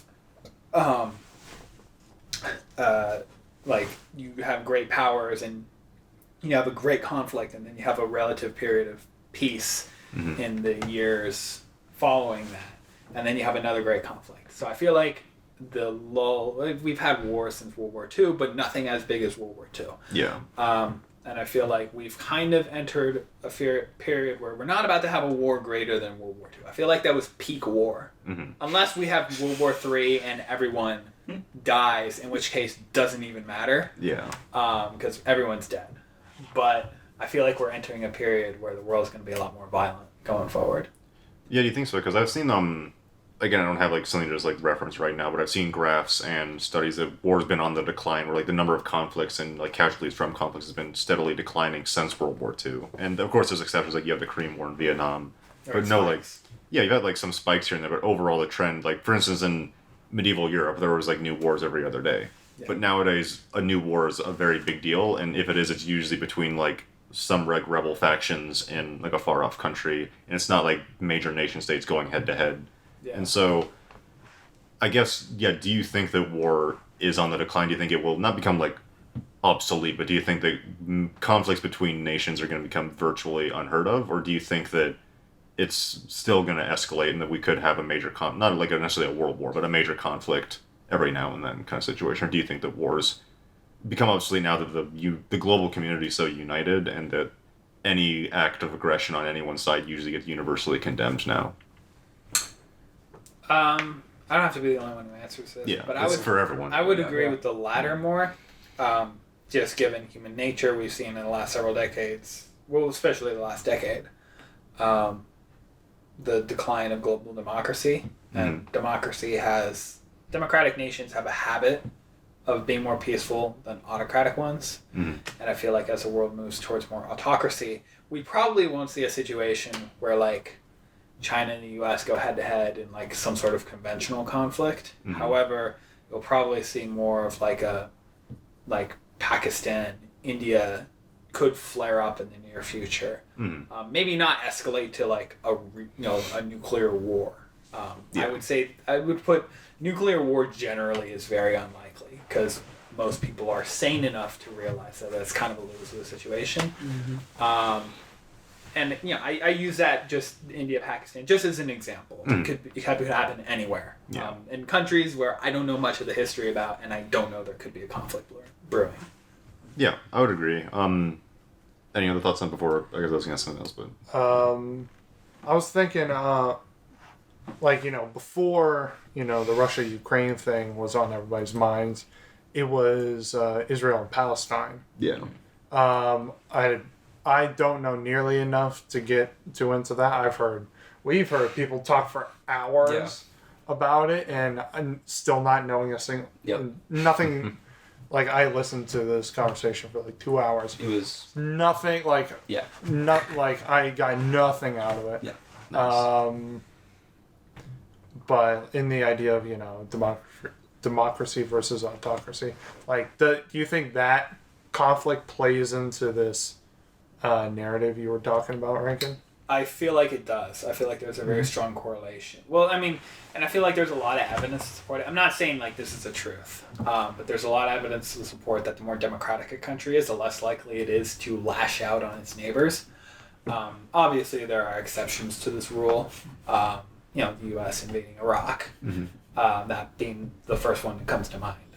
However, a lot of autocratic rulers tend not to be very smart economic planners, and so when their local economy or their national economy takes a dump, or takes a dive, I should say, you tend to see them blame someone else. Like Azerbaijan and Armenia, we saw that recently. I think it was 2020, where Azerbaijan's economy, a lot because of the pandemic, but also because it's basically a dictatorship.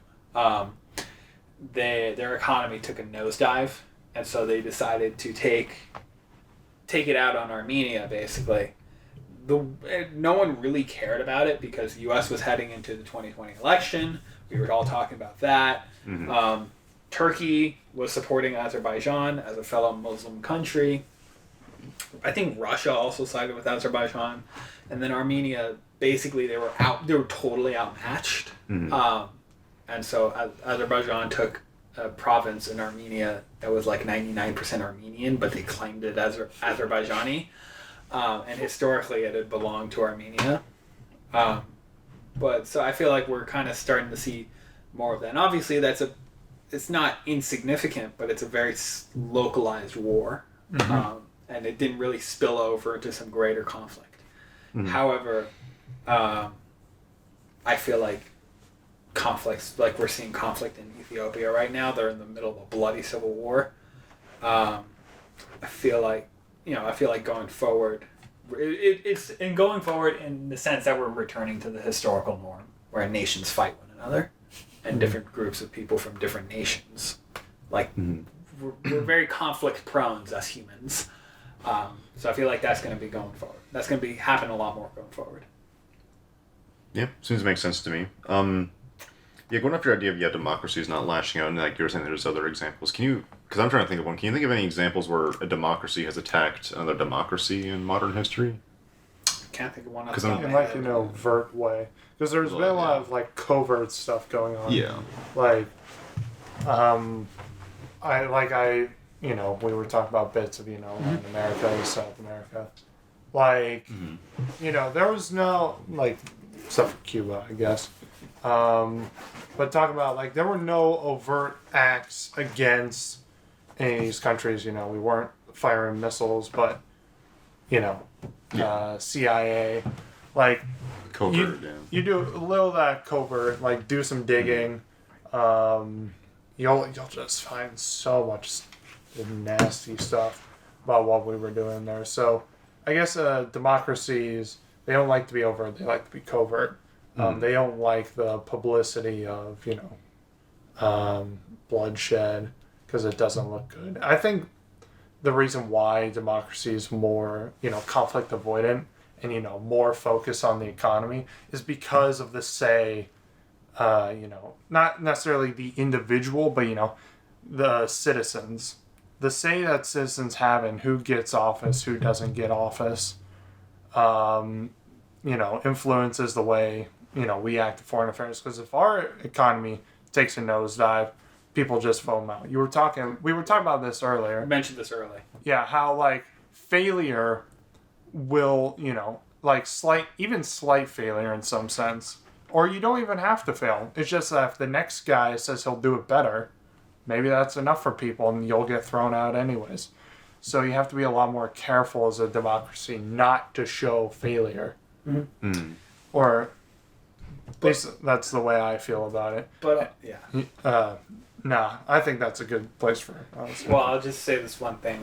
When people are allowed to vote in their government, they tend not to vote to go to war against their neighbor. That tends not to be very popular because it's the regular citizens, not the elite, who are going off to die in the war.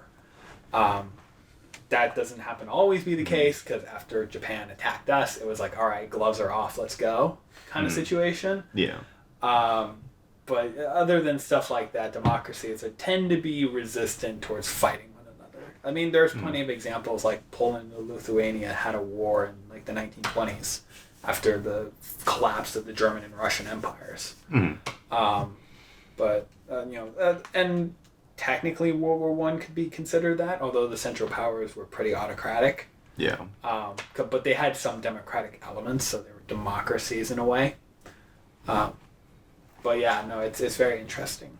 Yeah, because kind of like I guess you were saying is that citizens not voting to go to war against citizens. Like we were talking about earlier, most Russians don't want to go to war with Ukraine. So if they held a vote, I'm sure it would be overwhelmingly against going to war. And so I think that's a good point. That I don't know, it'd be interesting to see if all the countries of the world were democracies, how prevalent open conflict would be. I'm sure there still would be one or two, because I'm sure that there are countries that genuinely would disagree. For instance, if Israel and Palestine were both democracies, I still could see a skirmish happening and stuff like that. Yeah. So I wouldn't say there'd be a perfect world if everything was a democracy, but I think that would drastically, especially with major nations, I could never see Russia or Ukraine fighting, and if they're both democracies, or France and Britain going to war. I can't see them going to war anytime soon. But I was about to say France and Britain going to war again.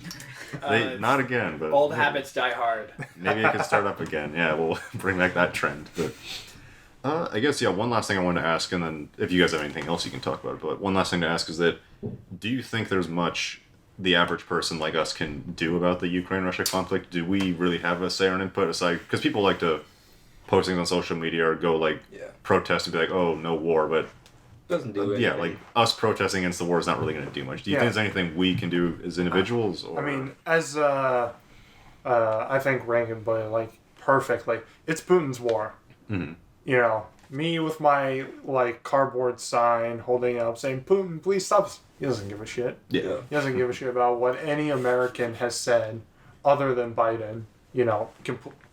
Other than Biden, he does not give a shit about any other American's opinion on his war. I guess, so we can't impact the war directly. What we can do is very small things. That in my mind, that's the best we can do. Talk about helping relief efforts. Doing what you can, volunteering your time. Every once in a while, I get to do something with making care packages for the homeless. Mm-hmm. Sending funds, sending just items to give to people who've had their homes destroyed by these incendiary weapons we've been talking about. That's probably the most impact we could have on the situation. Mm-hmm. Just as an individual. As a group, you could probably do more. But, even then, the effect won't really be felt in Ukraine. Mm-hmm. I think one thing that we should keep doing is keep supporting Zelensky. Yeah. Talk about how he's kind of been on the rise, and, we've seen him as a good wartime leader. Supporting him and keeping up the national interest like something I found very interesting was this, like, I'm not sure the validity of the story, but and you heard about this Ghost of Kiev. Yeah. I know about it. Yeah, the idea of heroes, the idea of like myths and legends coming back, you know. I always loved, you know, I wasn't as much into the strategy, but I love, you know, the stories. Mm. In terms of like legends, like there was this one tank in, I think it was World War II. It was like white something. Like just the sort of like faith that gets built up in this Ghost of Kiev, who probably doesn't exist. I mean, somebody said, ooh, look, rare sighting. But at the same time, we have pictures of the Loch Ness Monster, quote unquote. Yeah. So, you know, but that sort of faith in Ukraine, keeping that up, continuing to show support, and, you know, just doing the little things that will have the largest impact. That's what we can do as citizens. Waving a sign that says no war, or telling the United States to leave NATO is not going to do anything. That's very unhelpful. The Yeah. leave NATO part, that's very unhelpful. Yeah. Josh, you want to say? Honestly, don't think. I think just dialogue like this is probably good. Just informing people and kind of sharing opinions on the situation. Obviously, like Sean said, Putin doesn't really care, and you know, like protesting the war. Obviously, Ukrainians are like, well, yeah, the world has our side, but at the end of the day, Ukrainians that are in Ukraine, or Ukrainians that have family in Ukraine, they're the ones at the end of the day going through a lot every single day. You know, they go to sleep, wake up, war. So yeah, I agree with Sean's point, but I just think that dialogue like this is important. And that's really the most we can do, and just hope that the Biden administration and you know, both parties continue their kind of unified approach to the whole situation. I would agree with those points. I would be a little more optimistic, maybe. I would say that, you know, showing support and solidarity with Ukraine, like going out holding the sign, like you said, I feel like that's a good thing to do. I wouldn't discourage anyone from like doing that, because, you know, it helps, at least if some of them see, hey, you know, the rest of the world is behind you, it'd probably provide at least a little bit of moral support and like give them a little bit of morale. So that helps, but that's kind of like the bare minimum, I would say. I think there's more you can do. You can donate. There are many, many different foundations that are committed to helping relocate displaced Ukrainians. There are many different organizations that are supporting Ukrainians militarily, like let's send them medical supplies and we'll raise funds to send them, like, you know, weapons and stuff like that. I think providing political pressure on our leaders to do more to help Ukraine, like petition them, meet with them, write them a letter, and, you know, tell them, you know, I want you to do more, and I want you to fight harder in the defense of Ukraine, and fight harder in supporting Ukraine. I feel like that's a good thing. I feel like discussing Ukraine, and because this war itself is rife with misinformation, and there's a lot of bad information going around, spread by people who are genuinely trying to spread the truth, but they may have been either miscommunicating or just flat out wrong, and bad actors who would like to sow doubt among the population, whether to discourage us from getting more involved or to encourage us to like just go all in. I feel like discussing that and having an open dialogue about this kind of stuff and hearing from people who are on the ground discussing Ukraine, and like discussing how they're feeling about it, or people who have been more affected, I should say, about the conflict would be good. And being careful to check your sources. If it's Russian, it's probably dog shit. But no, I would say you just like, do all that. Yeah, something I want to add in terms of people who are spreading misinformation. I think the one thing that I wasn't expecting, well, I should have expected, but when I saw it, it really pissed me off. People who use the war to push other things, like going back to the DSA thing, saying this is why the United States should not be part of NATO. It's imperialism. Like, it's taking the war, taking everything that's going on, and just kind of reshaping it to fit their own thing, and not really focusing on the issue at hand. The most shallow baseline of this is, all of you guys have said you've been off of social media, but I've seen a rise in people who are using the war in their advertisements. Instagram pages will like incorporate that into their advertising in some way, and I'm like, what fucking lowlife would do that? It is. I personally find it like disgusting. Like, I've had to block I don't block pages, I just ignore them. But I've blocked so many pages because I'm like, I will not watch.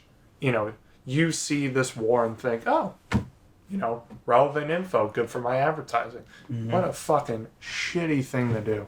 Yeah. And I mean, if I was angrier about it, I could rail on about how, if I was also more, progressive, probably rail on about like capitalism this, capitalism that, how it incentivizes people to like make advertising off of current events. I'd basically just If you were progressive, I'd ask you to leave. I'd basically be talking Chomsky at that point. Yeah. But Yeah. Chomsky. yeah, basically just quoting lines out of that. But I'm not as in tune to all that. But just seeing that, take away the further implications. That's just a shitty low life thing to do. If saying like, hey, like, I incorporated this thing, give me money. It's a little like making jokes about someone's death right after they died.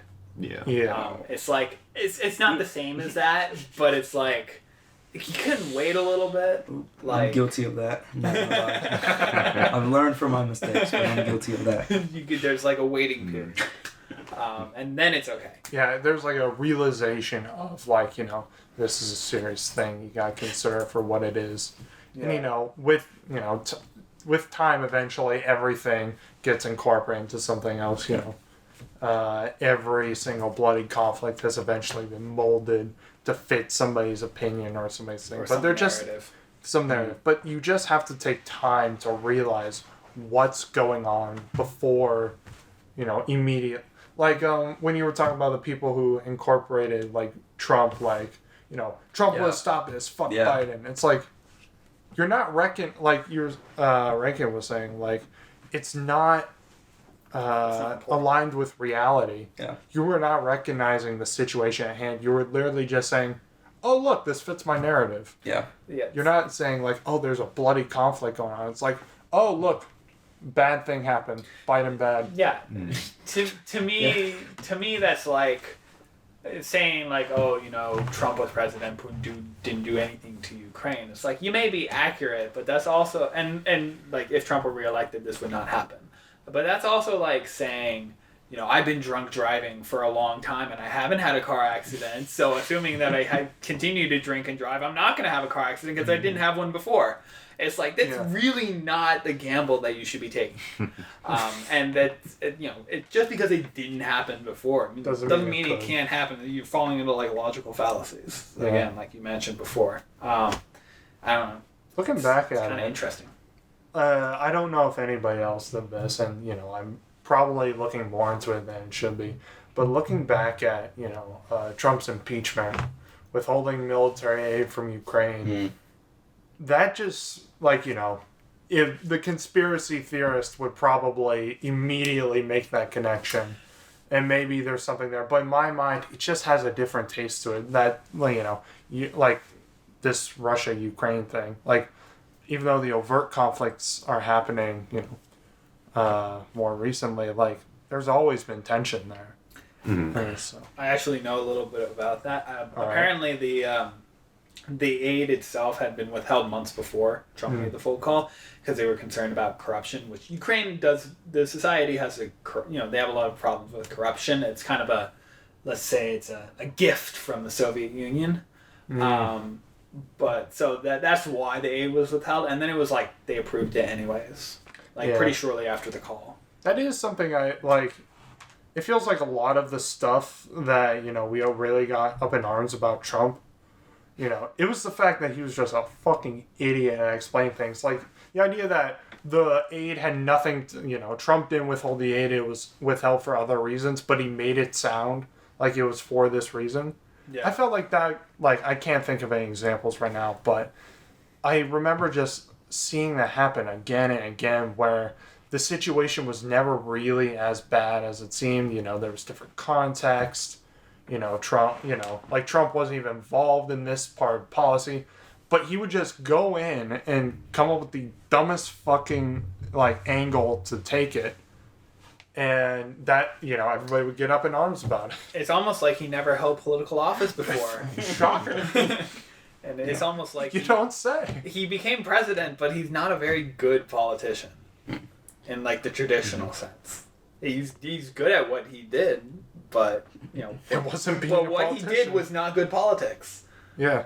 Yeah, that's why so many people, like, I don't think he would have got elected if he was a politician. I think that's kind of what people liked about him, is that he wasn't, like, we don't have to say whether that's a good thing or bad thing, but that was the appeal of him, is that he wasn't a politician. But I think people were sick of all the politicians. Yeah, politics are a lot more subdued. Like, you think, like, I think of Mitch McConnell, like, you know, his whole style isn't very overt, but we all have, like, you know, at some level, regardless of who you are, you gotta recognize that he is a fucking master at what he's been doing. Yeah.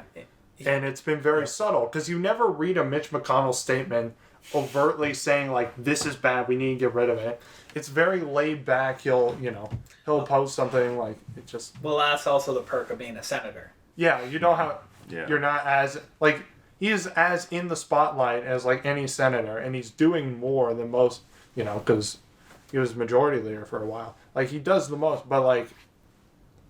Still has a grip on the party. Yeah, he still has massive grip on the party, and, you know, he's not being called out for stupid statements because he's a smart politician. He actually thinks about what he's going to say before he says it. It's insane. He's not immune from it, but he's, compared to Trump, he's basically immune to that. Yeah. And making dumb statements. But anyways. Yeah. Ukraine and Russia. Ukraine and Russia. Yeah. But you guys could kind of circle a little bit back to what we were, what we can do and what society can do and everything. I think that an interesting thing I saw is that, because I follow a lot of YouTubers, you know, they do this, that, and the other. I don't know, I was watching this one video by, it was a Hearts of Iron 4 YouTuber named Torior, and he makes content and whatnot, and he had to do a video. It was about, like, it's a World War II strategy game, so he was playing as the Soviet Union, and because it was the most recent DLC focused on the Soviet Union, so it's relevant content. And so in the beginning of his video, he was like, I'm torn on what to do, because on the one hand, there's a serious, like, real life situation going on. But on the other hand, I'm an entertainer. I'm not here to lecture you. I'm not here to, like, tell you about the horrors of the world and this, that, and the other. So he was really torn on what to do. And what he ended up doing was, like, doing a peaceful Soviet playthrough, where, like, he released a bunch of countries and, like, never went to war, that kind of thing. But so he was trying to weigh up, like, how do I... Which game? Which thing was this? Hearts of Iron 4. It's a World War II strategy. Okay, I would... Yeah. Because, you know, I played a lot of Civ, like, years back. I played a lot of Civ, and I, like, in my mind, talking about, like, things as a strategy game, I think about how many nukes I've sent. I'm like, oh, God. Yeah, so stuff like that, where he's playing a game, and yeah, of course, like, in the game, it'd be like, oh, yeah, I'm the Soviets, I'm going to invade this and that and bomb these people. But it's like, if that's going on in real life, he had the dilemma of, like, on the one hand, I'm an entertainer, and I'm not going to hear lecture you about all this and, like take you out of, like, the entertainment and, like, talk politics and whatnot. But on the other hand, he's like, I can't just ignore this. Yeah. And so he was talking about the dilemma of, like, trying to balance those both, of just, like, continuing on and, like, doing what you're supposed to do. Because I think a lot of people don't like it when, for instance, like, if, like, a movie gets really preachy, or if sports gets too political. Like, a lot of people get turned off by that. I think that's fair, because you don't want to go to a movie and just get lectured about politics, or go to, like, a sports game and then talk about this or that. And so I think that there's been that kind of constant back and forth of how do you, like, promote causes you think are important and stay politically engaged and, like, really, like, do your part as, like, a figure, an entertainer, this, that, or just even a person, like, in public life, while also not turning everyone away and becoming preachy, and really, like, kind of having your views and your politics kind of seep into the situation. Because luckily everyone agrees on Ukraine, but if it was a more controversial thing, yeah, then, like, half your audience is going to get turned off because you started, like, preaching about this, that, or the other. Like, if you took a stance, like, I was making a YouTube video like talking about like Transformers or whatever. And I started talking about like how Israel is correct in the Israeli-Palestine conflict. That's going to start pissing off a lot of people. And so it's like, as an entertainer, I'm not going to touch that because like, that's just not my thing. I think it'd be amazing to see how in the hell you could link Transformers. Make that connection. Well, it's an allegory, you see, for all of it. Optimus Prime is Israel. Optimus Prime confirmed Jew. Like, yeah, so it's stuff like that where it's trying to balance like doing what you think is right and spreading these messages, but also not becoming overly preachy or isolating people or like kind of losing the heart of what you're trying to do in the first place. Because yeah, like entertainers entertain. It's not their job to like lecture you on politics or tell you who you should support or this or that. And so it's interesting things like that. Like, yeah, like what can the average person do? And like, should we go around telling all of our friends to go support Ukraine and do this and that? Should we post all this stuff on social media? And God. I don't know. I'm just imagining if he went the exact opposite route and you see the thumbnail, all caps, Soviet playthrough, 10,000 nukes to Ukraine. 10,000 I'm sure someone's done that, yeah. Yeah, probably before this. Probably, yeah. Like somebody probably has done it during this. Yeah. Like, as I was talking about, people see these opportunities and go, money. Yes. Yeah, I'm sure so somebody's put, the all caps, Soviet playthrough. Invading Ukraine and... Yeah. Yeah, and kind of the whole... sorry, I'll let you say your thing real quick, but... kind of going to the whole social media, like pushing other policies. Now, this isn't the thing we need to talk about. Just something I saw is like this. I don't remember who posted. It was something like important, whatever. And they post like a thing on their social media. It was like, Ukrainian lives don't matter until Black Lives Matter. Oh God, I saw that. You've got to be fucking I kidding. saw that. Of course, like I think everyone on both sides, not just the right, everyone right and left were like, no, you don't do that. And they took it down. It's like rightfully so. They kind of got tackled. They kind of got I think flamed for that. That's just something that happens in society, unfortunately, where it's that kind of thing. I think we all agree on that. Where don't use one issue to push another issue. We can that kind of thing. But yeah, what were you gonna say? Well, when you have a free society, you're gonna have people saying dumbass. Yeah. So yeah. I feel like the best way to talk about this and try to, encourage people not to like, let's go to war or something like that. Like obviously no one really wants a war. Yeah. But to like express more support for Ukraine is talk about the people's experience on the ground and don't make it about yourself. Mm-hmm. I feel like a lot of public figures can do more of that. Like Joy Behar, I don't doubt that her heart goes out to the Ukrainian people, but talking about Ukraine in the context of I can't have a European vacation again, was really tone deaf. That's a nice way I put it. Oh, you're showing the image. It's the Ukrainian lives don't matter. Ukrainian lives don't matter to Black Lives Matter. Twitter account. That person is. I wish their parents loved them more. But yeah, you see that happen a lot, unfortunately. It's Yeah, but I would say just talk about what those other people are experiencing on the ground. Talk about stories of people and their struggles in the war. Would be the most tasteful way to talk about it, and try not to do like, don't go like overboard in the emotions. Like, don't start crying about it, because like unless like you have family over there, then by all means cry and be upset about it. But if it's like I have no connection to Ukraine, but when I talk about it, I just be frank and show my support. But I'm not crying about it because I am not going over there to die. My family is not going over there to die in Ukraine, and I have not been forced from my home because Putin has a really, really fragile ego. So I think just speak frankly about it, talk about what other people are experiencing on the ground, is the best way to do it. Yeah. Any last? Because I know we're coming up on like 2 hours, so I want to respect everyone's time. Any last thoughts, questions, things I wanted to say? Nothing comes to mind, frankly. No. Slava Ukraini. Can you translate? I'm it not means too... glory to Ukraine. Okay, Ukrainian. Cool. Nice. Yeah. That. Ditto. What he said, yeah. Yes. Thank you all for listening. Thank you three for all participating. It's great to have new faces on the show. And thanks, Sean. Thanks for coming back again. And you were actually the one who suggested they come on. So thank you for that recommendation. And hopefully we'll see you all again. Thank you for having us. Thank you. Bye.